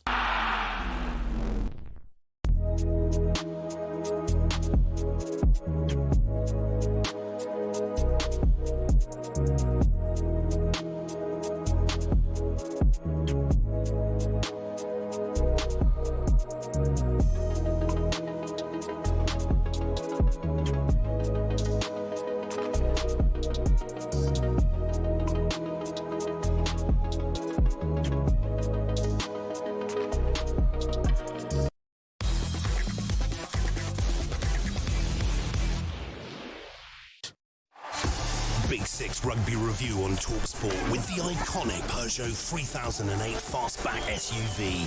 The road is your field. Yes, time to look back on the Six Nations action with Peugeot. Crazy end of the tournament. Here's talkSPORT's rugby commentator Andrew McKenna with everything you need to know. France ended up 2 points clear at the top of the table thanks to Thomas Ramos's last kick of the game penalty, and deserved champions they were. Louis Bielbiaré scored 4 tries in the match to take his total for the tournament to 9. However, it was England awaking from their slumber which took most of the headlines. They actually outscored the French 7 tries to 6 on the night as they completely changed their style of play. Their 21 tries in 5 games made them the second highest scorers, but they finished 1 off the bottom of the table. 2 points behind France were Ireland, who in the end comfortably beat Scotland 43-21 in Dublin. The Irish scored twice in the first 10 minutes and largely kept Scotland at arm's length to deny Gregor Townsend's men their long shot at the title. Andy Farrell's rebuild is apparently going well. And welcome back to the winner's circle, Wales. A win over this Italy is not an easy thing, but Dowie Lake and his troops did it with some in hand. Aaron Wainwright led the charge from number 8 and didn't stop until the final whistle. Same time next year, everyone. Yeah, it'll take some living up to. But let's pore over all the main talking points of the tournament overall, and indeed the final weekend with the former England wing, Chris Ashton. Hi, Chris. Hey, guys. How are we doing? Good, thank you. I mean, picking up all the papers and looking at social media last couple of days, it's really hard to know. I mean, so many people have got different opinions on whether Steve Borthwick should stay. That performance means he should. Others saying maybe it's other people that need to take him forward. I mean, I'd take the team forward. So where do you stand on it, Chris? Do you think he's the man to do the job? Oh, hello. We're not Yeah, I don't think He's really contemplating that. The best. Oh, sorry, I've got you. We got you back. We had a long that- break. Sorry, Chris. There was a massive delay on that. Yeah. Sorry, have you got me now? We have. Yeah, take it away. Sorry. So the best thing to do is get in and speak to the players, find out what they're thinking, what's happened over the best few weeks, get their view. New Zealand did that recently and found out that Scott Robinson wasn't the man for them. I don't see why England should be any different. You got to get in there and speak to the people that are in it day to day. It's all right standing from the outside and having a view on the games, but you got to speak to the lads. Some of these lads are going to be there for the next 5, 6, 7 years in the squad, I would have thought. So they're the ones that need to lead it forward. And they're the ones that people need to be speaking to. I mean, discipline has to be a problem. 55 penalties conceded, 9 yellow cards a record. I mean, that is a problem, isn't it? Oh, massive problem. And again, on the weekend, it cost them the game, ultimately. It's something, especially in rugby, that it shouldn't ever be something that needs coaching, because it should be there no matter what, because in international matches it has such a dramatic effect. If you're anywhere near double figures in discipline penalties, you're absolutely awful at it. Maybe a little bit in that is inexperience in some of the players, but some of the yellow cards and some of the bigger moments in the games have come from their actual experienced players. Is there a case to be made that they got a bit sawn off around some key decisions in the game, Chris? Yeah, this weekend, definitely. France, in the Stade de France, it's a hard place for players to play, let alone referees. But I do think some of them, especially the last decision, the referee gave a penalty against England for a high tackle, and it's really hard to find that high tackle at all. But you can't, if you're an England player, we can't be going down to the last decision of the last minute of the last game to decide whether we have an impact in the tournament or not. The damage was done the past few weeks. It would have been great to win the game on the weekend and the way that we did, scoring tries and outscoring France. But really, that decision is not one of the talking points, to be honest. No. Chris, you're famous for your splashdown finishes and tremendous. What did you make of Chesham not going to behind the post and running to the corner?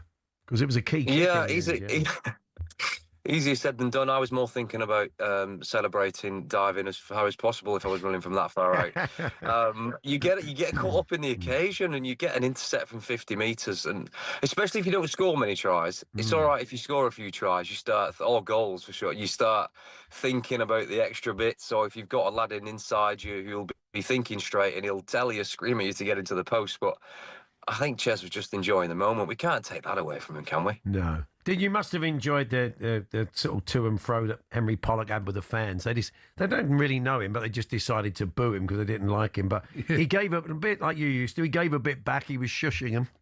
Yeah, no, I think the French actually really like Pollock. He's had a couple of run-ins recently playing for Northampton Saints against Bordeaux in big European games, and he's played well, but Bordeaux have always won, so they've always got the edge on him, and France did at the weekend again, got the edge on him, even though he was there celebrating with Tommy Freeman's try, shushing the crowd.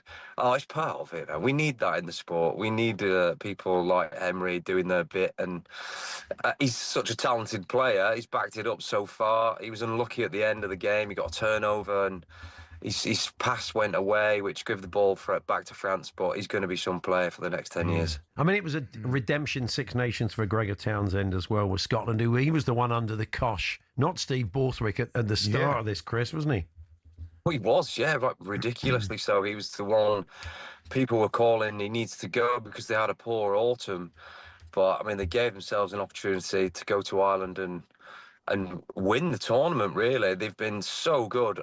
This is why the Six Nations has been so good, really. Good out, bad if you're an English fan, but everyone else has been pretty good. Scotland started and have gone just up and up and up every week, and England have gone the opposite. So it's a tournament that Scotland beat the French, which won the tournament, and the French beat everyone else. So how do you figure that out? But yeah, the French were champions. One of the reasons it's been such a good Six Nations is that Italy were truly competitive, and Wales are you could see the green shoots from their point of view as well, the red shoots, I suppose. But that's good, isn't it? That's why it was so good, because we didn't quite know what was going to happen going into game by game. There was no real sort of dead rubbers. No, definitely not this year. Every game has been really competitive, and for a large part, you would have guessed the results the other way a lot of the Oh, I think we'll try and get Chris back in this. I mean, sometimes when that starts to do that on the line, you think it could come out, and then he'll speak very, very quickly. Yeah. Then he'll sound like John Barnes, and then he'll go back to sounding like himself again with all that dialogue that you missed out on. But I think we got Chris back. Yeah, we had a bit of a glitch in the line there, Chris. Yeah, we were saying you were making the point that all the games were competitive. Yeah, they've all been competitive. Italy have been beating England, and then Wales in Cardiff at the weekend. Everyone's been dying for them to get a result. They've dramatically changed in how they've been in games the past few weekends. Cardiff was bouncing. It was great to hear the stadium so lively on the weekend, and they were the reason they got the win. Welsh are back, and there's a lot of positives there in Welsh rugby. So there's another turn. They started with 0 wins, Wales, and they've only got 1 win against Italy at the end, but the way they've gone about the games the past 2-3 weeks has been dramatically different. Fantastic. Best ever? Do you think, was it the best ever Six Nations? I mean, with recency bias and all that, but you can't think of many better in terms of the quality of across. You've had better games probably in other Six Nations, but as a tournament as a whole, I think so, definitely. I mean, they normally go down to the last weekend, but not between 3 teams, really. It's that's unusual. And then the nature of the games, so high scoring and so competitive, close right up until 60 minutes. And then for the final game to go down to the last kick of the game, like a World Cup semi-final, final game. Yeah, I think so. And the French winger scoring 4 tries to get France the title. Yeah, I think it's been the best ever Six Nations. Just very quickly, Andrew McKenna's come up with a question. He said, Chris, as a winger, how much fun would it have been to play for England in rounds 1 to 4 when you're just basically chasing kicks compared to the final game in Paris where it looked like they were involved? He makes the point that really, for the last few games, if they wanted someone to chase a ball in the air for 80 minutes, they could have picked a Spaniel or a Labrador. It would have been a lot more fun, I think, in Paris, wouldn't it? Well, Eddie Jones did the same thing, you know. He went down this kicking route of a couple of phases and kicking the ball. I was in there with Eddie, and I would train sometimes. I'd never get the ball. I'd literally train for 2 hours. I wouldn't touch the ball or touch it once. And I played under Steve too. Steve, although he's not obsessed with kicking, the framework is the kick. It's then down to the players to be able to use their ability and skill set to work around the framework. That's my experience of Steve Borthwick, the coach. It's down to you as a player, put your ability out there inside the framework. It doesn't mean you have to kick all the time. No. Well, appreciate your time, Chris. Thanks for joining us. Thanks, fellas. Chris Ashton there, former England wing, with his take on the Six Nations, which we just brought you with our good friends at Peugeot. Big Six Rugby Review on talkSPORT with the stunning Peugeot 3008 Fastback SUV. Book a test drive now at Peugeot.co.uk. Bayern Munich's goalkeeping crisis allows us to return to an old favourite on the show, footballers that sound like accountants. We'll bring you more on that when Andy Brassel joins us to guide us through the world of European football this weekend. We're here with our good friends at Toolstation. Explore the full collection of garden power tools with top brands such as Karcher, Makita. Next stop, Toolstation.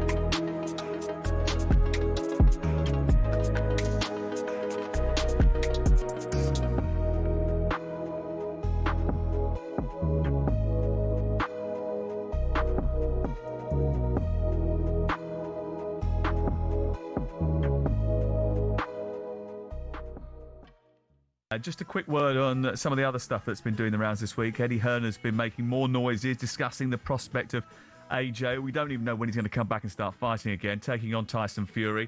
I mean, is this just sort of like, I don't know, barroom talk, or is there real feeling behind it? Is there some substance behind the prospect of them meeting finally? I think there's a real thirst for it from everybody involved in being able to make that fight. I think we will be a lot further down the line, obviously, if Anthony hadn't suffered the tragedy that he suffered at the back end of last year. And that's the main thing, really, for me. Him getting his head in the right space to compete, competing for the right reasons, getting himself to a place of peace. I know that he's never, ever going to get over what happened to him, but if he can get to a place of peace where he can get back in the ring, he can compete, and if he does want to do that again, then I think the obvious turn would be Tyson Fury. I think it would be really, really sad for this era of boxing and this era of boxing fan, and for both of these guys, because I think they'll look back in years gone after their career that they should have done it. I hope that they can get to a point where they do it, because I still think that it is the biggest fight for two British lads stepping in a British ring. Fingers crossed it happens on British soil, that we can get. Right, final prediction before I let you go. Who sinks more pints of Guinness over the weekend? You in Dublin or Crookie this afternoon while he's watching the Gold Cup? Oh, that's a killer, that. I think Crookie takes it all. I've been out with Crookie on a couple of occasions, mate, and he is a phenom, isn't he? He knows what he's doing when it comes to sinking pints.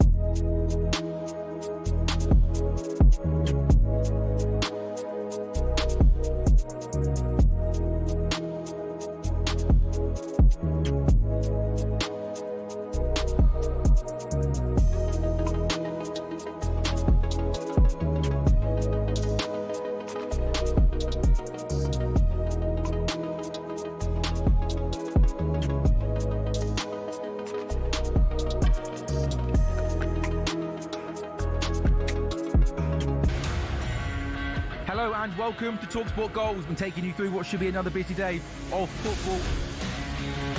Chance to win it! We don't need to do that, guys. I'm going to owe you an apology. How would you get to that conclusion? That's a weak mentality. Oh, get out of it.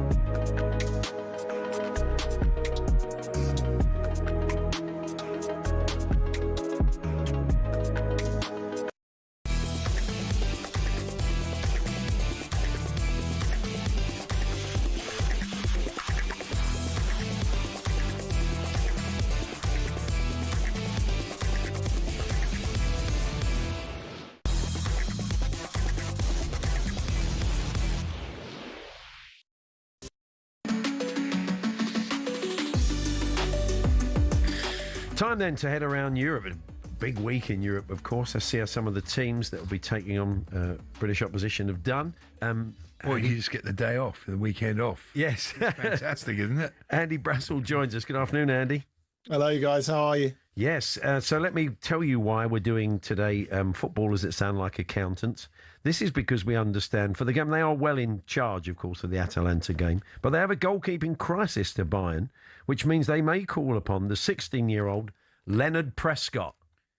You should see my man Leonard Prescott. He'll save you a hell of a lot of money. So, I mean, the chances of it are remote. Prescott tax planning. They could probably pay Ollie Kahn now, couldn't they? And they'd still get through that tie.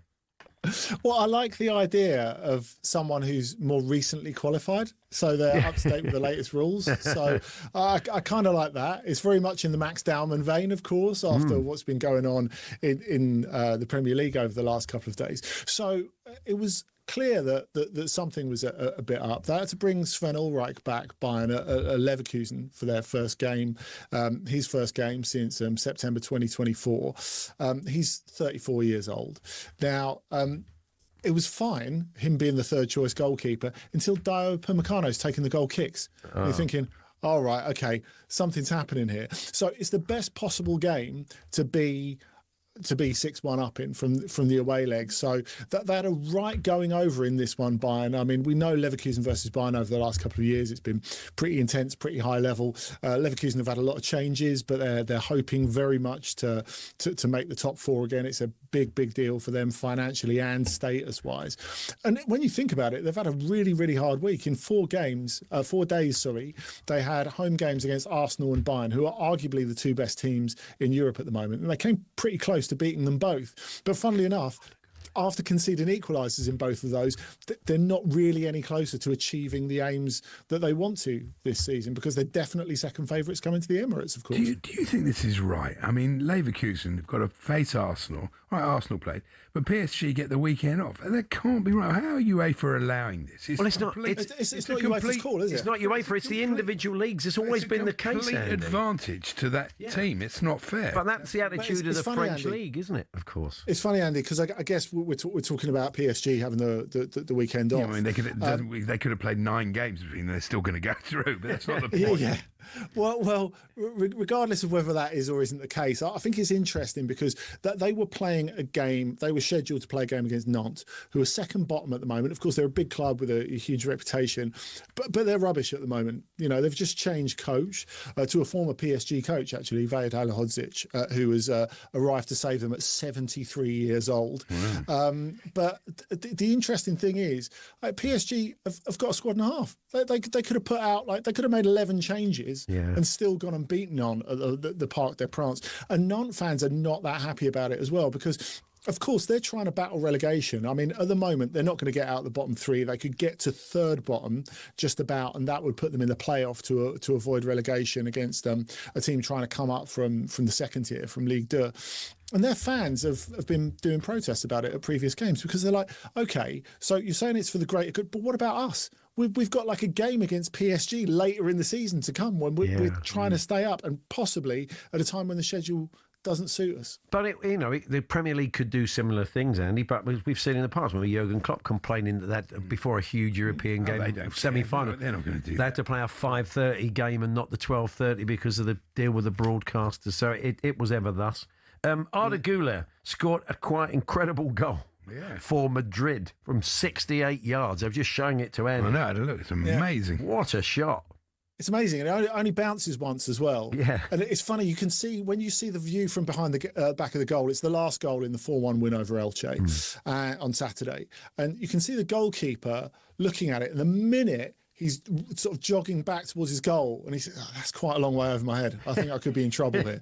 And you can tell the bit where he figures out it's going in. It's quite nice. But Arda Güler has been one of their standouts this season. At certain points, he's looked like really the only player in midfield who can unlock the door. He was a key for Xabi Alonso as well, and it's a brilliant goal, because it wasn't even from the centre circle. It was from behind the centre circle, and a brilliant piece of vision for him. But another goal in that one for Federico Valverde, who's had one hell of a week. Going into the first game against Manchester City at the Bernabeu, he'd scored 2 goals all season. He's now scored 4 in the space of, 4 days, 5 days? Yeah, he's a great player. Were you surprised, Andy, that the ease in which they dispatched City? I mean, the tie's not over, we know that, but even so, it's a big advantage. I thought they might win, but not like that. No, I didn't see it coming at all, because Real Madrid have looked so far from being Champions League contenders all season, Andy. And the fact that this was proper prime Champions League Real Madrid, where, they didn't monopolise the ball, they didn't have all the chances, but they were so clinical. And to have Valverde, who really is introduced in the same position that he was by Carlo Ancelotti for big Champions League games, it's almost a sort of defensive right winger, for him to flip the script and become their biggest attacking weapon with Kylian Mbappe out was huge. We know what a talented player he is, but he normally gets in the position to score from long shots, and that's about it. So a bit more freedom certainly helped him. The good thing for Real Madrid, of course, they've got Kylian Mbappe back in the squad. He trained fully yesterday, so he's coming to Manchester, and the ability to be able to use him off the bench if, say, they were a goal down or 2 goals down would be fantastic. But it's funny with both of these teams, I didn't imagine either of them keeping a clean sheet in either of the games. That's what really surprised me in that first game. And of the teams that are facing 3-goal deficits, because of course there are a few of them in the second leg of these Champions League last 16 times, I would say Manchester City are the least likely to overturn it. Really? Yeah, I would have thought they're the most likely. I mean, Chelsea won't overturn it, and I can't see Spurs getting anything from Athletic. Oh, not the new look Spurs. Anyway, yeah, I think the other thing you have to say about Spurs, just to get us on a positive note about Spurs, Paul, is like Atletico Madrid on the road, not to be trusted. No, good. Absolutely not to be trusted. It would be great Phenomenal. if they turned it around. Phenomenal at the Metropolitano. Bear in mind, of course, they've just got through to the final of the Copa del Rey, the Spanish Cup. They're 4-0 up from the first leg against Barcelona, and they nearly managed to throw it on the road. Now, look, I know Barcelona are phenomenal at home, and you could say comparing Barcelona and Spurs as they are now is apples and pears. But at the same time, Atletico Madrid, not just recently, but probably over the last 6-7 years, have dug themselves some incredible holes in second legs of games away from home, second legs of elimination games away from home. Now, we had an injury to the private area of a player the other day that resulted... Private area is a phrase I've seen pop up quite a lot on social media. Private area. And it's Palace fans. Sorloth is the one who took the blow, Andy, didn't he? Sornoff? Not that. It wasn't that bad an injury. He will be starting on the bench at the Tottenham Hotspur Stadium on Wednesday, Sorloth. And they beat Getafe, who are the biggest spoilers in La Liga, 1-0 Atletico, with an early goal by Nahuel Molina. But it was in the second half, and Abdel Akbar of Getafe, there's no delicate way to put it. He pinched Sorloth in the nuts. Yeah. And after a VAR review, he was sent off. Sorloth got a yellow card. Now, I know we're always talking about common sense refereeing. This was the apex of common sense refereeing, even when VAR was involved, because basically Akbar pinched him, and Sorloth, he's a big guy, obviously 6'4", he sort of grabs him and throws him to the floor like a rag doll, because obviously there's a bit of shock involved. So you're thinking all the way that both of them are going to get sent off, but actually Akbar gets the red card, Sorloth gets the yellow, and Simeone thinks, right, we've had the bit of luck of a lifetime here, and substitutes him immediately off the back of that. But letter of the law, he probably should have sent them both off, but I think everyone was pretty happy with the conclusion, obviously apart from Mrs. Sorloth. Yeah, I wonder how many times Simeone has done something like that on the pitch, probably when there were no cameras. You're talking about Galatasaray here, and it's interesting because in the last round, didn't they? They had a big lead and they almost blew it, but they didn't blow it. And they're better away, aren't they, than they used to be? This is going to be tough for Liverpool, I think. Yeah, and they had a perfect weekend as well, Andy. So the good thing for them to set them up for the weekend is Fenerbahce, their title rivals, lost to the bottom side, Karagümrük, on Friday night. And then they went and beat Başakşehir 3-0 Galatasaray on Saturday. And they were able, because they were comfortable enough, to take Osimhen off with 20 minutes left, to take Badish off with 20 minutes left. And all that sort of stuff really helped, because they know that they're going to have to be on 4 lungs and an oxygen tank to keep up Liverpool, because you always see the difference between Premier League teams and the other teams is well, yeah, but I think from a physical level, that is the edge. I mean, that was the thing with Newcastle and Barcelona. I mean, from a technical level, you can't really compare the two teams, but physically and from a strength perspective, Newcastle have caused problems for Barcelona twice this season, and maybe they will again on Wednesday. But yeah, this Liverpool, as you say, are not that trustworthy, and there's, I think, gentle optimism in Turkey that actually Galatasaray could get a result. Good stuff, Andy. We'll catch up with you next week. Thank you, guys. If you missed Trans-Europe Express with Andy and Danny, Kelly and the gang, and Tim Vickery was guesting, it's available now as a podcast, a much deeper dive into all the big stories from the world of European football. Still to come, Matt Jarvis joins us. We're going to be chatting about Brentford Wolves. Of course, Wolves' former club. Things picking up a bit for them, although it looks like they're still going down, obviously. Angelina Kelly joins us. We had the Women's League Cup and some interesting results in the WSL. Graham Scott on Huddlegate. How would he have handled it? The former Premier League referee. And we'll have a bit of Andy's nonsense by numbers. I have a fresh batch that he's edited, and we'll bring you some of those as well in the next hour of the show.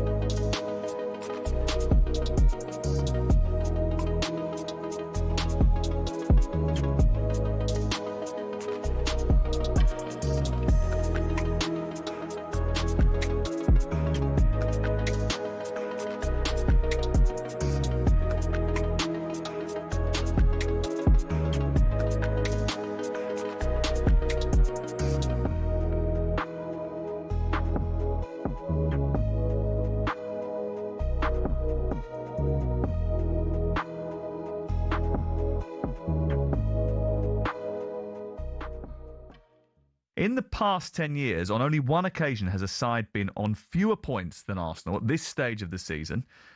Leicester City, 63 points at this stage. Arsenal leading the Premier League on 67. Liverpool were also on 67 in 23-24, and they went on and finished third that year. I mean, does the fact that they have got that 7-point gap right now over Manchester City give them a little bit more insulation? Because Leicester didn't have that, did they? No, they didn't. It was. I mean, you can't compare those. You can't compare the seasons. That was just crazy. It was. Yeah, it was. I still can't even believe that it happened now. Really, I find it's fascinating how much stick Arsenal are getting for the style and the set plays and trying to compare previous winners. It doesn't matter. Yeah, but it does. It doesn't obviously matter does. to them. It obviously does. Yeah, it doesn't to them, but it obviously does to so many people. But that's just because people don't want Arsenal to win it. That's got nothing to do with the fact that they really care about the style. Are we really looking across the other teams and going, wow, what a team? No, there's not. They're so good to watch. And going, no, I would prefer them to be. No, champions. I would say the league as a whole this season has been average. Yes. Yeah, and you can see it's evolving. The stats will tell you it's evolving, especially in an athletic way for these teams. It's much more competitive than it's ever been before. It's not about how you do it, it's about whether you do it.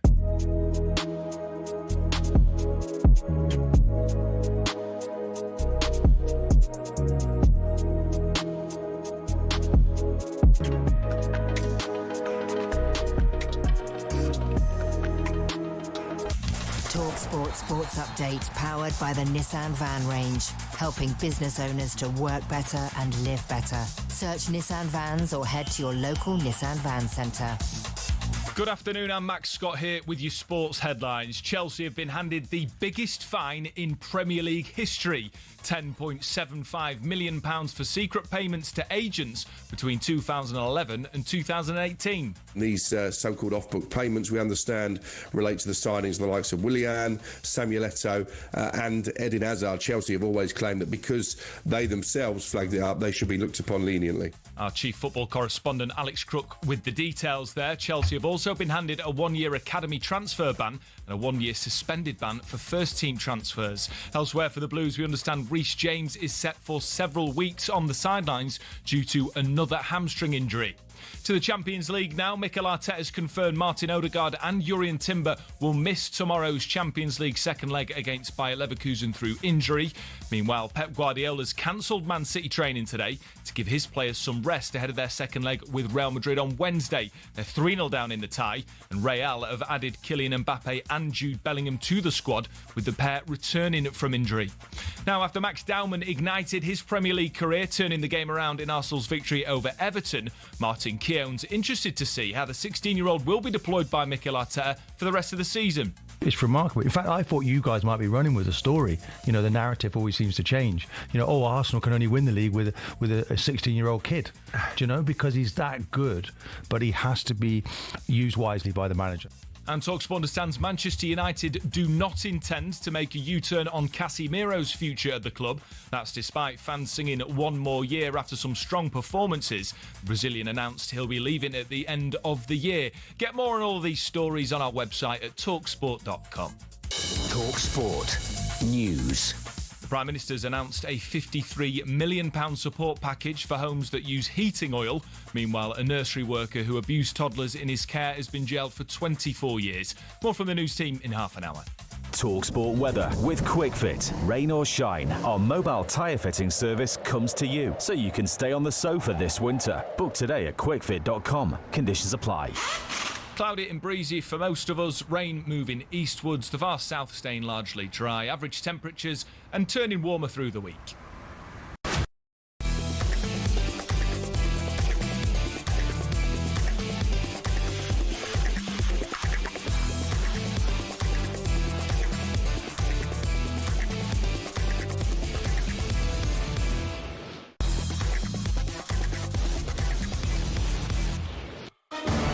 Power on talkSPORT. With Paddy's Super Sub, your new bet rolls over to the new player coming on. T's and C's and exclusions apply. 18+, begambleaware.org.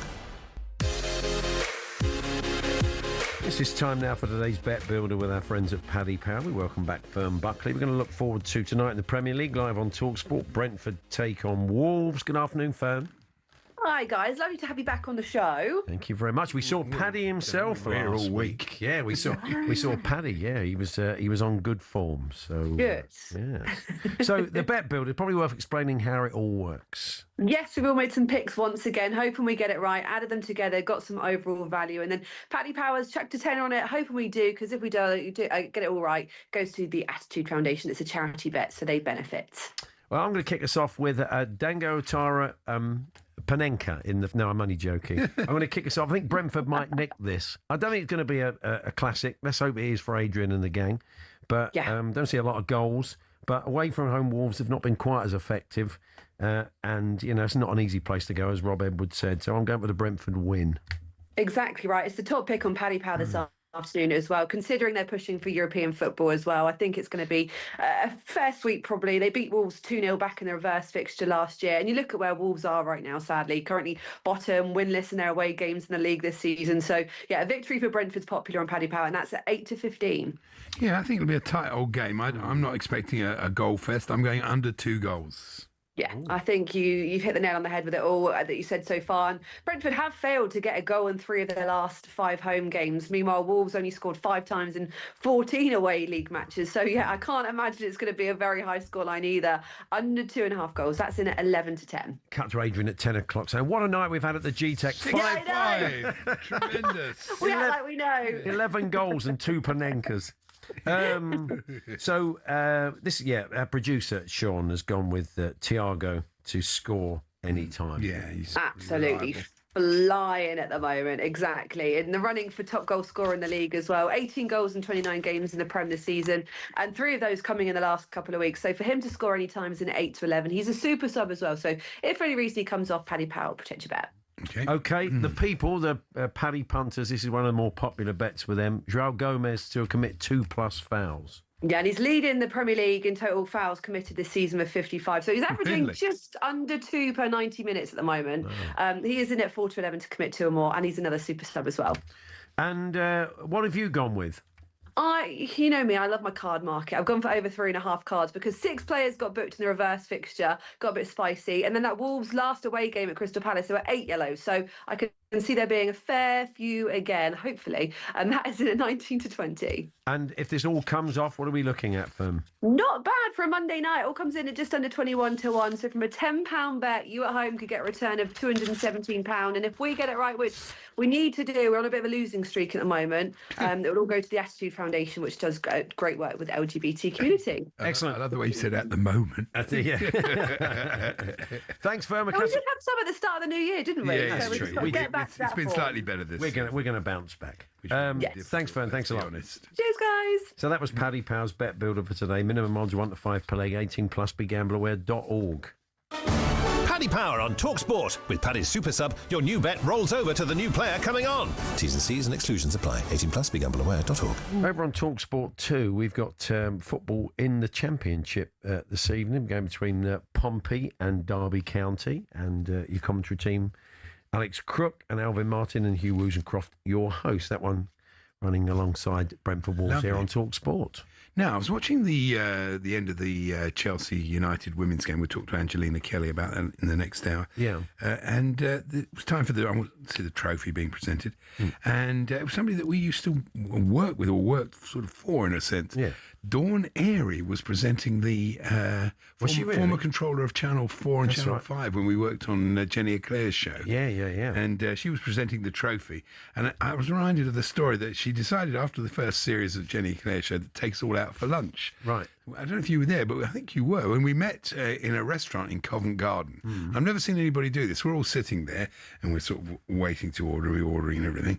And suddenly old Dawn sweeps in. Yeah. She's so busy. She's pre-ordered. I wasn't there. I was only on the second series. Oh, yeah. She's pre-ordered. As soon as she sweeps in, the food's presented to her. Wow. She eats it. And That's how busy she was. That's how busy she was. And you know you're important when you do that. Yeah, you should start doing that at McDonald's. Definitely. Get someone to go in there and pre-order for you. Have a little man who does that for you. A lot of love for you, Andy, for your tip from Cheltenham last week. Big E in Liverpool. I know. I got a number of others saying, "Oh, God bless you, Andy. Home by the Lee." No, it wasn't. In case you missed our shows, Andy was in a cab in Cork the week before, and the cab driver said, "Oh, I know the connections, and this is going to win. It's going to be quite big odds, and I'm very confident." But none of us thought it would for a minute, did we? No. And of course, in it comes at 33-1 in the hands of some of the people who got on late. Oh yeah, absolutely. Couldn't quite believe it. Amazing. So well done if you're Andy. listening. Driver in cab in Cork rather than driver in cabbie. Driver in cabbie. Yeah, I like this one from the Court Circular. Not the Cork Circular. No, the Cork Circular. Okay. The Court Circular in the Times. The Lord Leong (brackets Lord in Waiting) was present at Heathrow Airport, London, this afternoon for the arrival of President of Finland. I think they only send him when the plane's late. Yeah. Does he hold up the sign? Does President Lord of in Finland. Waiting. I'm a Lord in. That's all he ever does. Are you all right, mate? No, I'm just waiting. Now I've got your cutting. You have a lot of cuttings that you assemble, and you've given me a freshened up list of cuttings that you've done. That's very much. From one, there's 109 of them. We won't get through them all, obviously. Ever. Bed's at 5 o'clock.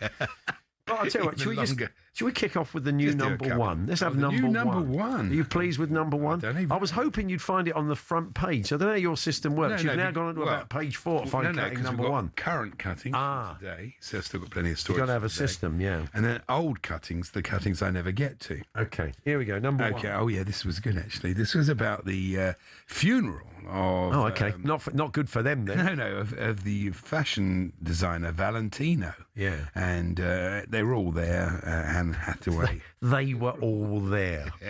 Anna Winter. Then it says here... Ryan from Pontefract was there. No, it says, other mourners included designers Donatella Versace and Tom Ford, who both cut solemn and impeccably dressed figures. What do you want them to wear? A tracksuit and a Hawaiian shirt? Maybe that was the funeral. Valentino insisted they all dressed down that day. It's absolutely nonsense. Yeah, don't put an effort in. That's what I want. That was number one. That's good. All right, should we have number 20? Number 20. 20 blind 20. Oh, it's a letter from Lawrence, who wrote to the Star. Right, okay, but this is going to be high quality. Oh, yes, bound to be. Script writers, keep your bleeding, not my words, bleeding hands off Bill Roach, a.k.a. Ken Barlow. Otherwise, I hope everyone who has or is or will be watching Coronation Street will go to the pub instead. They were never going to write him out. They gave him a new contract. Don't worry about it, Lawrence. Hang on, I'm just going to check. What is he, 91? 96, isn't he? No, he can't be that old. 93. He can't be 96. Well, he's 93. He's 93. Is he? Be a bit much, wouldn't it? But the person said, tell you what, why don't we write him out now? He's always been like the love interest, though, isn't he? Well, he still is, I think. So what, 93? He's tremendous. People still buying that. He's tremendous. He's tremendous for his age. Yeah, Or he's tremendous anyway, but for his age, it's fantastic. Yeah. I do feel at this stage he is a bit typecast. I mean, there must be... He decided he was leaving. He said, I'm looking for... There might be a casualty up his sleeve. Fast and Furious 26. Here he is, Professor Psycho Babbles talking to the press live. Oh, Andy, you are such a... You've changed, haven't you? Yeah. You've changed. Yeah, and only last week you were right very much in his corner. Yeah. But you've turned on the We'll manager. see. I hope I'm wrong. We'll see. Okay. We'll remind you. Let's be honest, I often am. You often am. I am. You often am. I often am.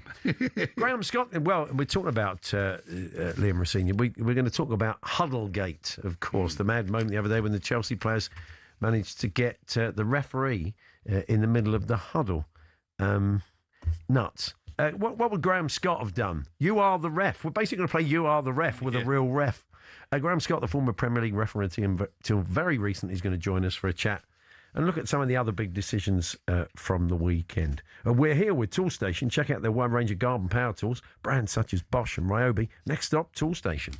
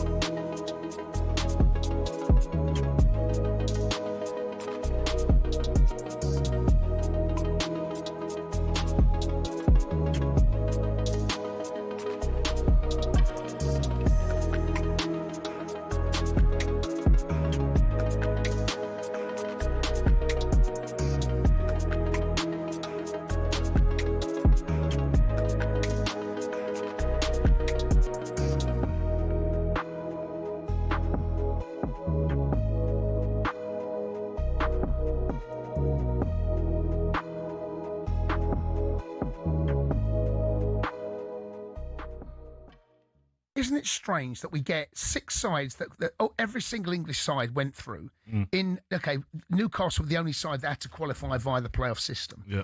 But not one English side in the Premier League. And we like to think that we are. And I think there is a bit of arrogance. I do subscribe to that point of view.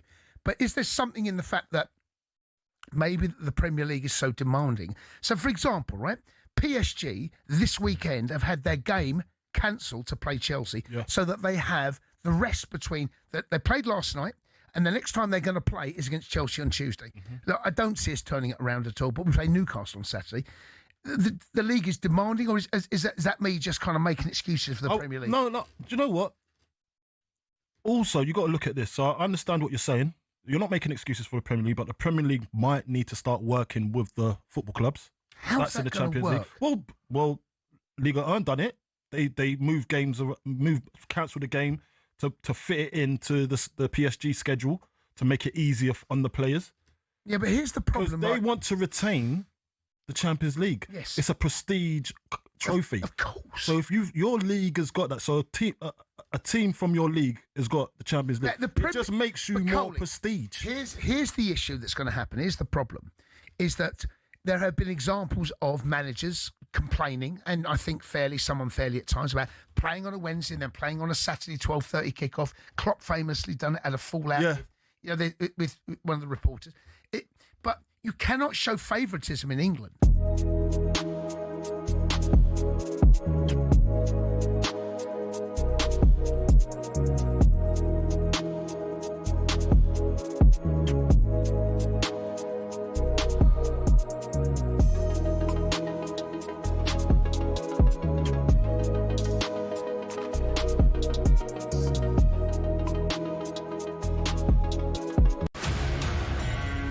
Hello and welcome to talkSPORT Goals. We're taking you through what should be another busy day of football.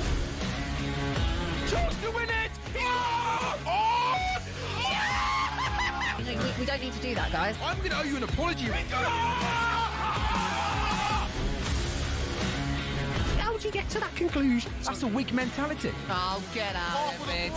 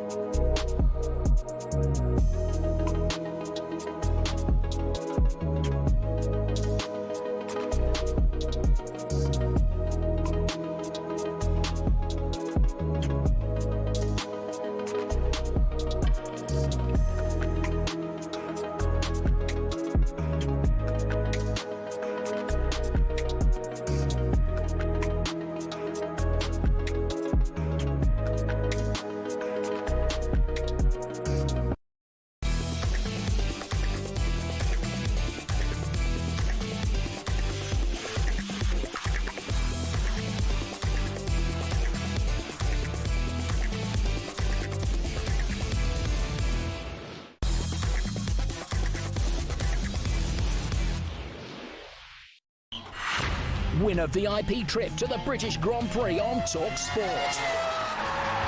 Yeah, what about this? I want to send you and a mate to Silverstone, July the 5th, British Grand Prix. Forget general admission. I'm going to put you right in the heart of it all, the full racing green trackside experience. The best way to experience the whole thing, exclusive grandstand seats, inner track access to watch the drivers roll into the paddock. It's all done. All-day street food, fully open bar and more. Here's how you enter, Andy. For your chance to text. Your chance to win. Your chance to text. Do you have to actually have a chance to text? Win a phone. Yeah. No, for your chance to win, text WIN to 83338. Text costs £2.50 plus your standard network rate. Or call 0343 418 7260. Lines close this Friday at 4 p.m. That's when you'll need to answer your phone if it rings. 18 plus UK residents only. It's a network promotion. Full T's and C's at talksport.com. So for your chance to win, text WIN to 8338 right now. Good luck. Liam Rossigny is currently chatting to the press ahead of the game midweek against PSG. He spoke to the media after the 1-0 defeat to Newcastle and, of course, was asked about the team's pre-match huddle around the ball where the referee, Paul Tierney, was stuck in the middle. My players made a decision that they wanted to be around the ball, to respect the ball, and show unity and leadership. That is not my decision. That was a decision between the leadership group and the team. There is nothing that they're doing with that huddle that is disrespectful to the opposition. And do you know what's amazing? Before the game, it wasn't me. We had a meeting with the referee. My assistant goes in. The first thing he talks about is our huddle. If Paul had focused more on his job, which was to make the right decision, we have a penalty today. Yes, but if your players had moved out of the way and let Tierney win that particular battle, he would have been much more disposed to them than he was during the game. Yeah. He definitely got his back up. He seems to have this face on him, thinks, oh, this is interesting, and then thinks, no, this is probably embarrassing. One of the Chelsea players, Reece James, the captain, should have said, come on, lads, we can't be doing this. Let's just break this up and go and do it over here. And Tierney would have been happy with that. Instead of which, and the idea of, I said at the start of the show, respecting, if you didn't hear me, I'll respect the ball when you keep it out of our net and put it in theirs. That's how you respect the ball, mate. Let's play You Are the Ref with a real ref. Graham Scott, until very recently, was a Premier League referee. Good afternoon, Graham. Good afternoon. Good to be back. What would you have done in that situation? Well, I'd like to think I'd have found a way out.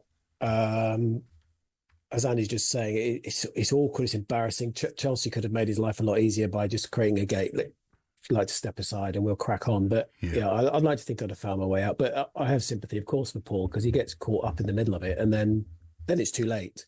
And then you don't know how long it's going to go on, and it's embarrassing. You've got a camera on you. So I do have a lot of sympathy for him. But yeah, I'd like to think I'd have got out. I probably made a bit of a scene to make a bit of a fuss, to make it clear I wasn't too impressed by the whole thing. But I'd have thought, what I'm waiting for is Chelsea's next opponents to do the same thing at the same time. I think that would be really interesting. Let's have the other team also respecting the ball. Yeah, the whole thing's nonsense. Just forget it. Just play the game. I know. It's absolutely. Who comes up with nonsense like this? Absolutely. Well, the leadership group, apparently. Oh, forget the leadership group.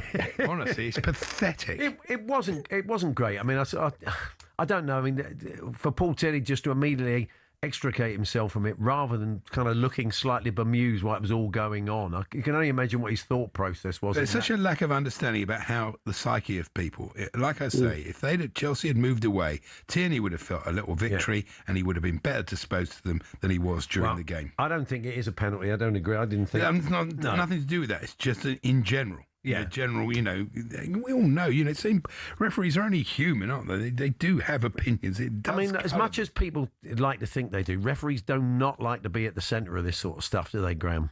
No, definitely not. And Paul doesn't, in particular, doesn't actually. No. As a person, he'd much rather be in the background and not be noticed. And he occasionally commented to me about there are a few refs who seem to enjoy being the centre of attention rather more than they should, but there's none in the group who really want to be that, but there's a few who maybe could keep a lower profile.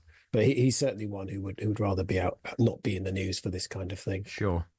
Now, Thomas Bramall gave a second yellow in the Palace Leeds game to Goodmanson. It looked a bit of a 50-50. It didn't look like a yellow card challenge, but in the end it was ultimately a red card challenge. I mean, he did look a bit nonplussed and had to be told by the crowd, it seemed, that he'd already booked the guy. I mean...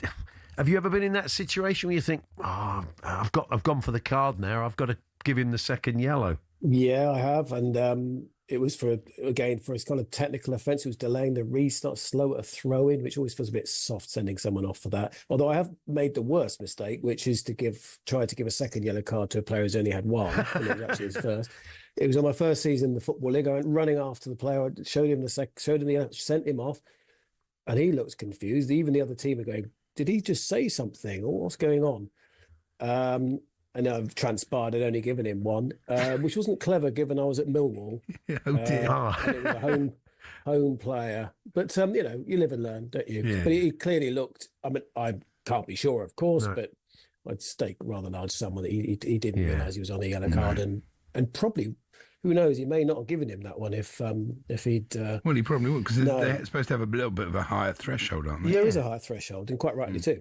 Yeah, he would have felt. I mean, what would normally happen in the aftermath of that? I mean, we know Daniel Farke wasn't happy. Would a referee normally apologise and say, "Look, in hindsight, I wouldn't have given it," or would they never admit that? It's dangerous territory for us to admit errors on the day of a game because we don't really, it's. we know that then gets taken, quoted, and becomes the story. It's better to just keep quiet usually in those circumstances. But I would say, I'm pretty sure he just didn't know. No. He'd forgotten. There was a perfect chance for a make-up. There was a make-up decision a little bit later on with Brennan Johnson, who could easily have got a second yellow in that game. But you will probably tell me there's no such thing in professional refereeing as a make-up decision, Graham. I would say that, yes. Of course, that is the official answer. Thank you for delivering it. What did you... I mean, I'm still talking about the start of the show, but what do you make of the fact that Rodri comes out and criticises the referees publicly, gets a big fine? Fair enough. Neto obviously says something to the referee walking off the pitch that no one knows what he said, and he gets an extra game ban. I don't understand. I suppose it does depend on what he said, because we all know... Well, it can't be worse than the worst thing is your cheats. Well, referees hate that. Well, that's what Rodri did. He said the referees were biased. Yeah, OK. Graham, what's your take on that? I think Rodri read his words, Kevin, also read his mitigation, and I did have some sympathy for his statement in defence, in that I don't think he was actually saying the referees are not neutral. He's saying they've got no choice but to be neutral. English isn't his first language. I can give him a bit of licence. He got fined, and I think that's probably fair enough. We don't know what happened with Neto in detail. Players who refuse to leave the field after a red card do usually get an extra ban. Romero had one earlier in the season. It does happen. And I think, we are supposed to respect the decision once it's been made and move on. And that's usually what happens. How key is a player managing to get their shot off on the decision of a referee to make a big call on a red card? We're talking about Van Dijk pulling back Richarlison, especially as Tottenham was sawn off and Van de Ven was sent off. The difference being, of course, that Zara in that case didn't get his I'm shot neutral. off. I thought it was a penalty. I think it's a penalty. Well, they do. There is some leeway if they get the shot off. There's no question about that. And the game hasn't got a clear consensus on what happens if the shots got off and then there's a foul. We've had one earlier in the season where Foden was clearly fouled after he got his shot away. That came back as it should have been a penalty, but there have been others this season that have come back as no, it was fair enough. He's got his shot off and that's enough. We need to have a bit more consensus around it so the referees can be more consistent, because there is an inconsistency at the moment. There's also the amount of contact. So the penalty at Man United Crystal Palace a couple of weeks ago, I didn't see a foul in that. This one's much more substantial, and yet because he gets his shot off, he doesn't get anything. There's no sanction, and it doesn't feel right to me at the moment. And I feel like the refs are kind of grappling with what the game expects and aren't quite always getting it right. But then the game's not settled on its views, so we need to get better collectively. We saw Palace's JD Campbell celebrating the sending off of Goodmanson like a goal. Is there anything in the laws that allows you to call that ungentlemanly conduct and show a card? Well, that expression's gone. It's now called unsporting behaviour. Unsporting behaviour, but I don't think any referee would. It feels wrong that he did it. But then we'll have the next week someone else would look mildly pleased that someone got sent off, and then, he didn't get a yellow card. So I think it's probably best that referees leave them alone. And I think the court of public opinion, he's been found guilty, isn't he, of being a fool and behaving very badly. And I don't think he'll do it again. Would be my prediction. I think next time he'll be rather more reserved in his body language. But I never liked it as a ref. It's like when a player is congratulated after you've awarded a penalty. You think, have I just been had? Yeah. Because you shouldn't be celebrating winning a penalty or getting a player sent off. That doesn't sit right with me anyway, just in terms of the spirit of the game. But we know how the game's tended to have gone in recent years. And finally, Graham, further down the leagues, Notts County's Oliver Norburn was sent off for throwing an opponent's boot away during the game against Chester. I don't know if you've seen this. I have, yeah. It did. I think it's not good though. It felt like a justified. It was a second yellow. It wasn't a straight. Second red. Yellow, yeah, that's fair enough. But that is unsporting behaviour. Yeah, absolutely. No, right. And ungentlemanly, if you want to call it that. All of it. It was Liam who wanted to ask you about that. Thanks for your text, Liam. Yeah, definitely. Nice one, Graham. Thanks, Graham. Good stuff as ever. Really interesting. Thank you. All the best. Brilliant. Thanks both. Graham Scott, they're the former Premier League referee, and let's just make that clear. There's no such thing as a make-up decision in the world of professional football. I did it in a game of cricket once. Make-up decision. Umpiring, yeah. Yeah. And I didn't give. I was umpiring against our own batter, and he edged it to the keeper, and he came to me and said, "I edged it," So the next time he didn't.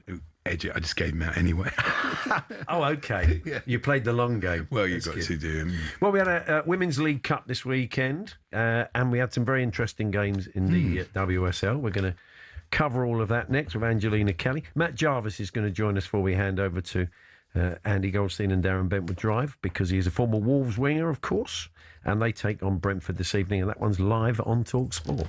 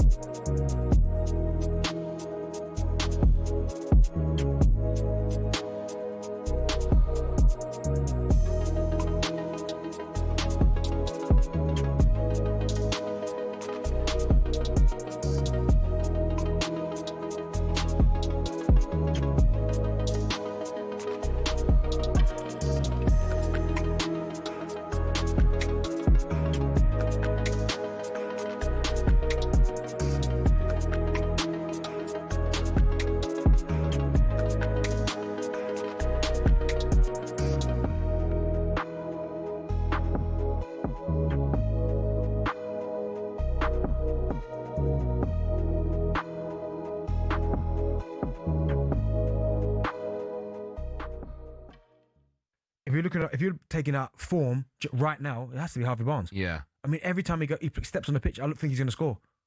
He's so powerful and so quick. When he runs, it's almost like, oh my goodness, you're not catching him. Yeah. And that's where Thomas Tuchel, because I mentioned Barnes, Gordon, Rashford, Foden.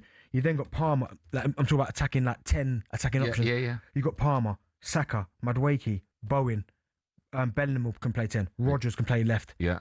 I mean, there are going to be some big names on that list that don't go. Yeah, but annoyingly, out of all of those players, none of them are really smashing it at the moment. Rodgers maybe is doing pretty well. Bellingham's been out injured. Yeah. Nothing from Foden. No, Cole Palmer's gone a little bit cold. Yeah. Saka's not, obviously the numbers haven't been there. Madueke's in and out. But isn't that bizarre? If we were doing this World Cup a year ago, we'd be buzzing with those players. But and as I said, Barnesy. Barnesy, giving the old John Barnesy Barnesy. Yeah, Harvey Barnes. He's right now he's probably in the best form out of all of them. On the left-hand side, Rashford was on the bench last night, right? Yeah. Who starts for England on the left for you out of those two, Rashford and... Oh, Rashford would be first, because Rashford for England's been good. He does? Yeah. Does that matter? It's a good point you make. Does that matter? If you're really good for England, but you're not doing it at club level, and some players are like that... Danny Welbeck was a prime example of that. Okay. Does your league form matter too much when the manager knows when you put the English shirt on, you perform? Yeah, I think for certain players, I think it does matter. Because, again, a prime example was the last Euros, not the one in Germany, the one before that, sorry. Yeah. Where we was all saying Sterling can't go, his form wasn't there, and he was our best player. That's a great point. But you know what Sterling's going to get experience. You know exactly that when it's the highest, he can step up.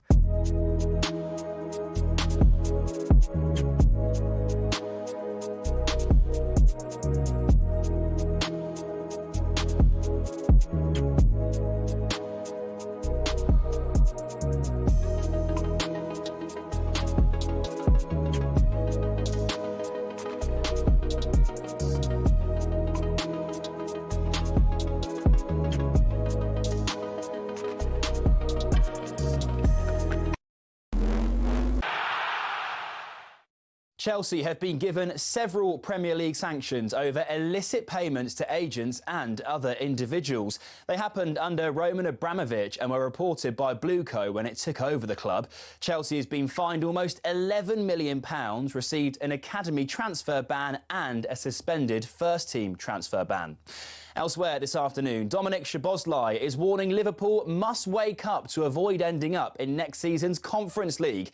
They were booed off at Anfield after Spurs' late equaliser. Here's Liverpool.com's Matt Addison. The pressure is to get more from the players he's got, but also Liverpool have got a little bit of an unbalanced squad. They lack pace and width and quality in wide areas. Now, people getting a little bit carried away about Max Dowman. talkSPORT's Alan Pardew says the teenager reminds him of Cruyff, Best and Messi, but Martin Keown is calling for caution. He's going to have to do an awful lot between now and the end of the season, Jim, if he's going to get into a World Cup squad. And we've got enough 10s to stock a whole team, haven't we? And despite England's worst ever Six Nations, former head coach Eddie Jones reckons they should stick with Steve Borthwick and says a call Liverpool must be made at fly half. He started with George Ford at 10, then went to Finn Smith at 10. So that's going to be a big decision on who he continues with.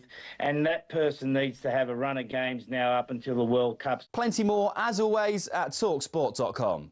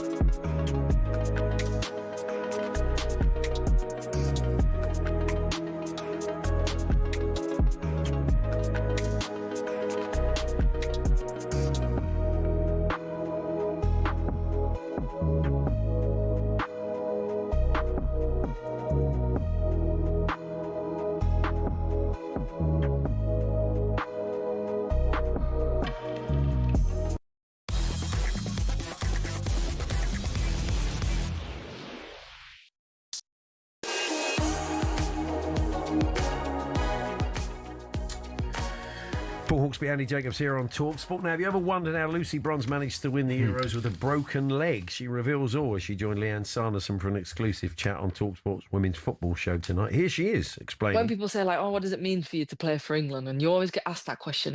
Every England player says, oh, it's such an honour. And it is. And it's so amazing. I don't take it for granted. I'll do anything for the shirt. And we all mean it.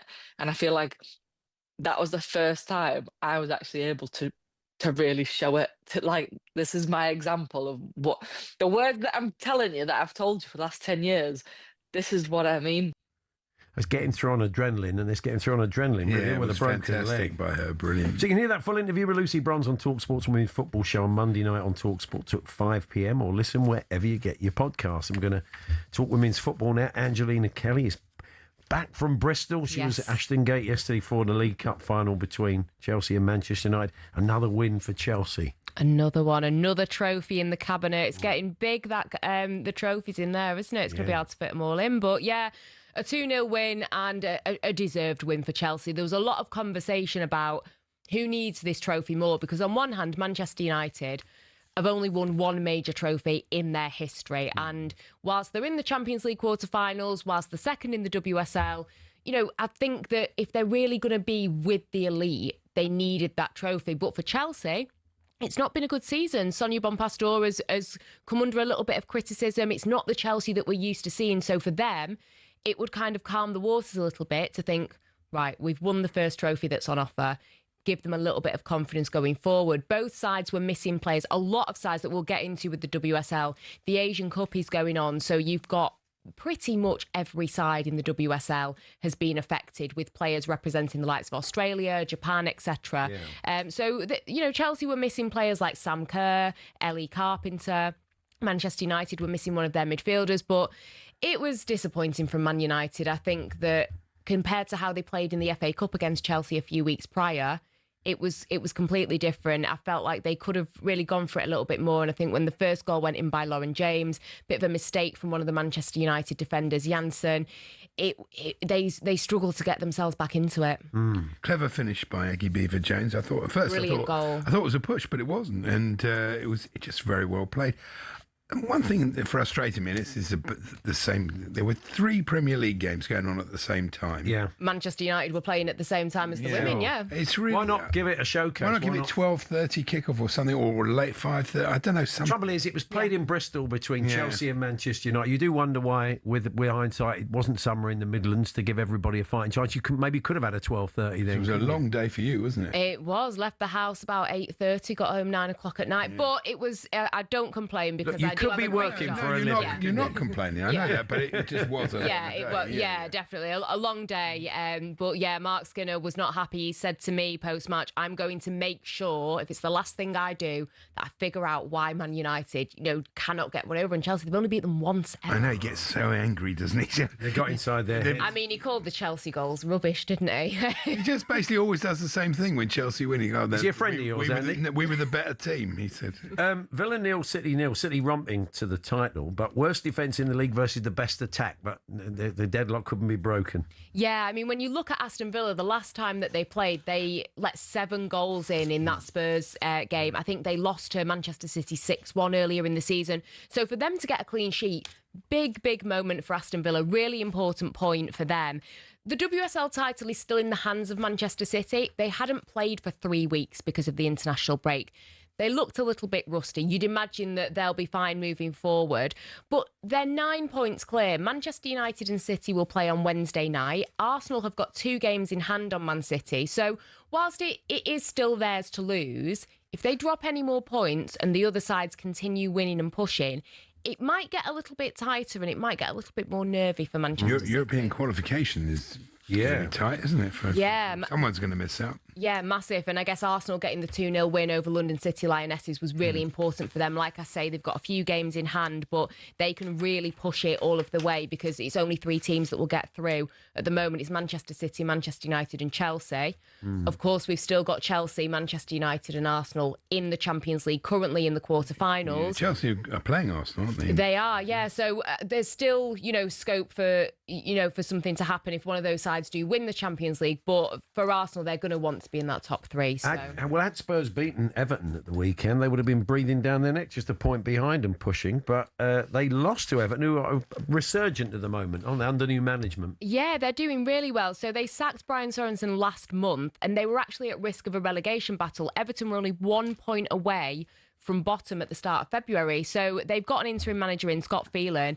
He's done a great job. They're up to 6th, 4th straight WSL win. Really impressive. Spurs have been brilliant this season. They only need 1 more win to match their best ever WSL campaign points-wise. But their centre-back duo were both at the Asian Cup. And although, like I say, everyone was missing players, I think to lose your 2 starting centre-backs, that is quite difficult. So I felt for Spurs a little bit. That's most weeks for the men. Yeah. 2 starting centre-backs missing. Yeah, exactly. They're just normally getting themselves sent off, though, aren't they? Yeah, so at least they were away for international duty. But I think the Spurs overall, you can't take away from the fact that they have performed very, very well this season overall. Now, our mate Nigel Adderley was just telling me he did the Liverpool-Leicester game in the Women's Super League yesterday. Leicester have scored 8 goals all season. They as a club, they could be looking at a double relegation this season, couldn't they? It's pretty shocking. I think they are, yeah. I think this Liverpool-Leicester game, the bottom 2 teams, I thought if there's a win here, whoever loses it is the team that's going to go down. I think that Leicester actually struggle to name a bench. They don't have squad depth whatsoever. They've lost 5 out of 5 matches in 2026.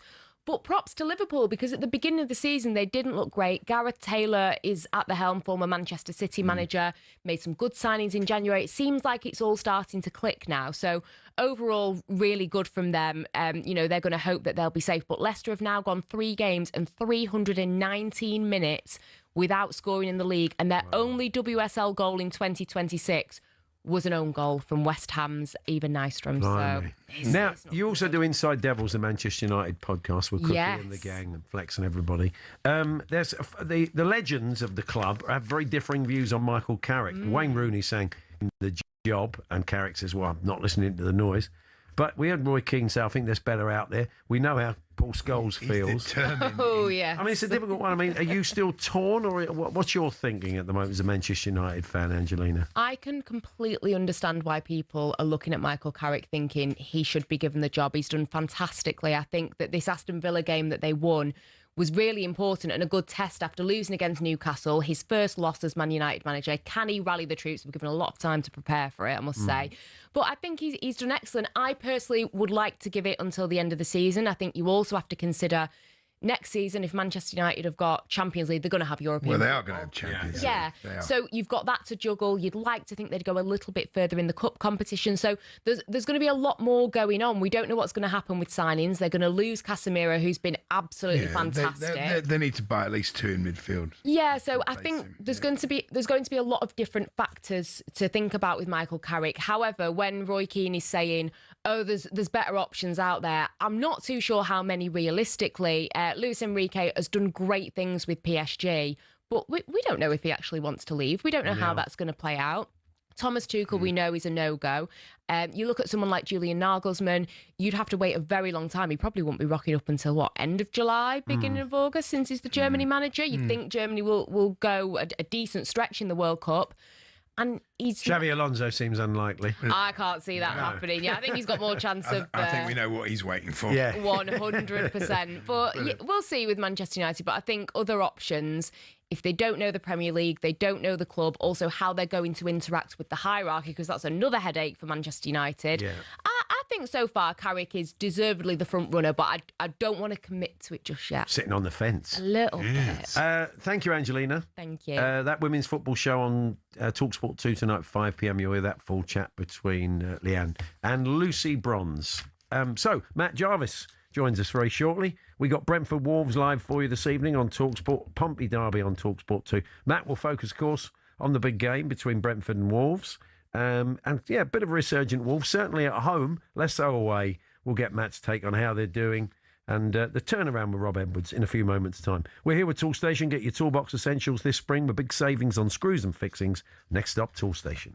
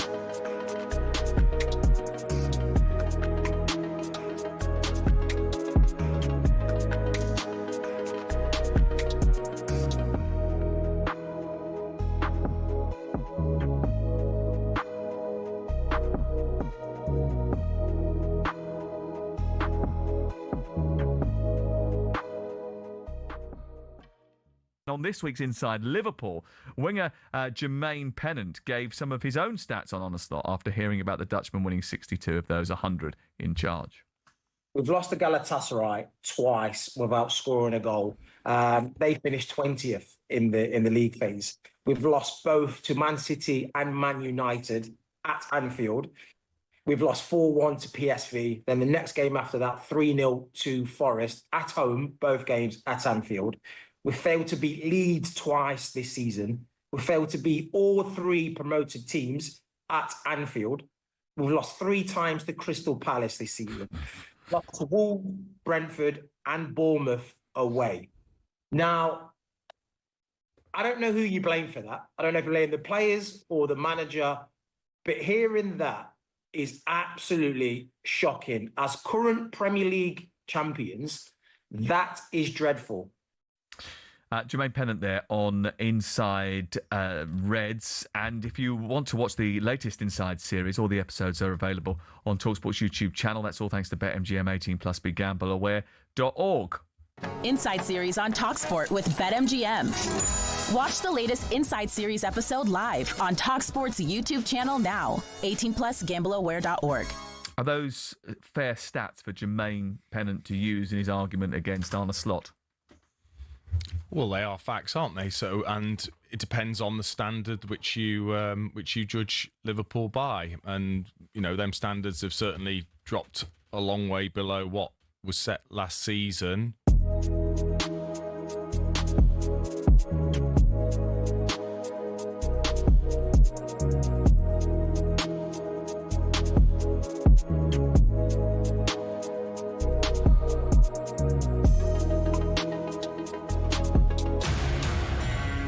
Hello and welcome to talkSPORT Goals. We've been taking you through what should be another busy day of football. Chance to win it! We don't need to do that, guys. I'm going to owe you an apology.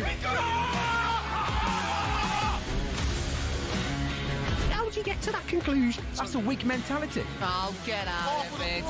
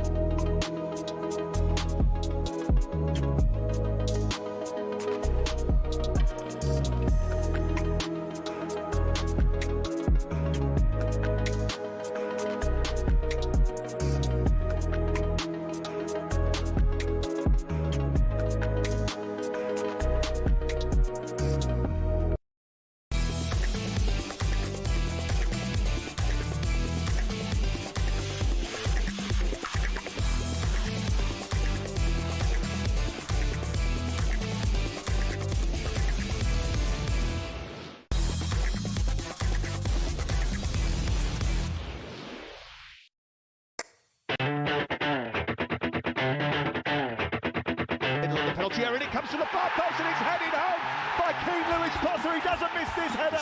Keep striving and keep trying to push like we have done all season to finish as high as we can. High ball over the top from Johnston. Hwang is in and scores. Now we've got a cup final against Brentford.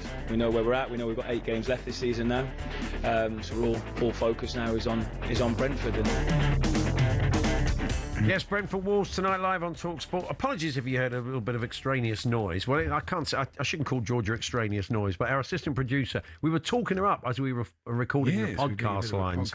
I think one or two of them went out to air, but that's because she's put out a Cheltenham special, by the way. A lot of people said they enjoy the Cheltenham shows. And there was a bit missing from Thursday and Friday's show. That's right. Gone in there, so you'll hear. So it's a sort of an hour-long best bits of Cheltenham if you enjoyed those shows, and that's available wherever you get your podcast, as is the H&J Daily with the best bits of this afternoon's show. So, live football tonight. Wolves go to Brentford, and joining us now, the former Wolves winger, Matt Jarvis. Hi, Matt. Good afternoon. It's been some turnaround, hasn't it, really? I mean, look, he hasn't got them flying up the table. He's got some more points, but maybe if you're a Wolves fan, he's given you a bit more hope, a bit more belief going into next season. I think what he's done is he's changed the mentality of the players, first and foremost. He's changed the dynamic with the fans. He's brought everyone together. And yes, everyone knows that the position they're in, and I know the expectations levels probably weren't that high. So you can play with a little bit more freedom when your expectations aren't to win. But they really have galvanised. The performances have been great. Even the Crystal Palace game where they should have really won. You know, they come away with a loss, but they had great chances. They dominated that game, and then they've put in back-to-back performances against Villa and Liverpool. And they've got a lot to have in this relegation battle, considering they've also got to play West Ham, they've got Leeds, they've got Tottenham. So that they can really cause a lot of unrest for everyone. I mean, it's not the Bombonera, Molineux. It's a great old ground, but it's incredible that they can pull off these great victories at home, but can't get a sniff away. Yeah, well, I have been involved in some of them big games at home, but especially, away from home, sometimes as players, it's more tricky. I actually think that there's the less expectations when you go away from home. You've got the real diehard fans that are going to be backing you, whatever, and then you've got the home fans that are going to be desperate for their team, and the expectation levels are for them to dominate. So when you play away from home, you've got a bit more freedom to just go about your business and play. Unfortunately for Wolves, it's just been a mental thing this season. They haven't obviously played very well, but when they go away from home, because they haven't really done it, it's just getting that first victory to really get the juices going. Brentford also struggling a little bit at home, better away. A lot of clubs are better away from home. Everton are better away from home. Chelsea are better away from home. It's really interesting. I suppose Matt's point is right about pressure. Yeah, it is, but these are top players. Yeah, a lot of them are fully international players. So pressure is what they live and breathe. So it shouldn't be something that really stands out when you're going away from home. But unfortunately, sometimes it does. And when you're in positions when you're really struggling at the bottom of the league, you turn to anything that you can possibly turn into a positive. And at the moment, they just need that performance away from home, because it has been there. They just haven't had the results. Of course, we don't know what's going to happen tonight, but one thing we probably do know is that if Brentford get a penalty, Dango Otara's probably not going to take it. No, and if he does, he's not going to Panenka it. No, so, have you ever Panenka'd? God, no. I wouldn't. I don't think I'd be. Well, I definitely wouldn't be on them to start with, but I wouldn't be doing that. No. I love the idea when you're talking about Wolves and you say something like, I expect Gomez to have a good game tonight. Yes. Which one? Yeah, exactly. It makes it, you're going to have to narrow that down a bit. Just a quick one on West Ham, another of your old clubs that you do keep an eye on. Again, Dr. Tottenham turned their season round. They've really not looked back since that Callum Wilson winner at the death against Spurs. But, well done to Nuno. He's a great defensive coach. We know that. He's made him a lot more solid. They've got some cracking results, and they're getting themselves out of trouble. I mean, they're still in the mix. We'll see what happens with Tottenham and Forest next weekend, but a good job he's done so far. Yeah, he's taken his time since he's come in, but he's really now implemented what he wants from his players and the system.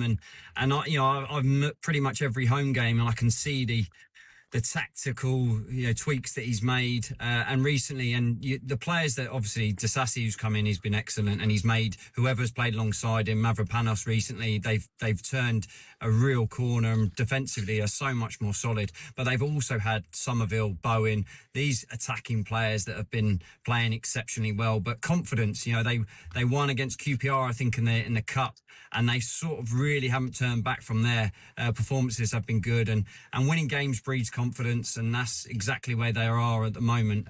They've still got another tough game at Villa, and then it's sort of Wolves is the next game. So they'll be desperate, and they are in good spirits as well within the change rooms, within the atmosphere with everywhere, and the fans are really on their side as well. So it's going to be a very tight end to the season, but enjoyable, I'm sure. Nice one. Cheers, Matt. Enjoy the game tonight. Thanks very much. Pleasure. Matt Jarvis, former Wolves winger. Brentford Wolves live on talkSPORT. Adrian Durham, your host from 7. Sam Matterface, Danny Murphy, your commentary team. Sports Bar with Jamie O'Hara and Jason Cundy. Taking your calls on all the big games this weekend, and indeed the match tonight. We've got Pompey Derby on talkSPORT 2 in the Championship for you as well. That is us. We will return tomorrow. Tim Vickery's coming in, Brazilian football expert, South American football expert. He has a new book on South America in the World Cup. Razor Ruddock will be here. Jack Colbeck's coming in to see us as well. Recently retired, of course, formerly of Newcastle and Sunderland. Until then, have a fine evening. Enjoy the game tonight. And you'll get lots more football chat and more with Andy Goldstein and Darren Bent on Drive next.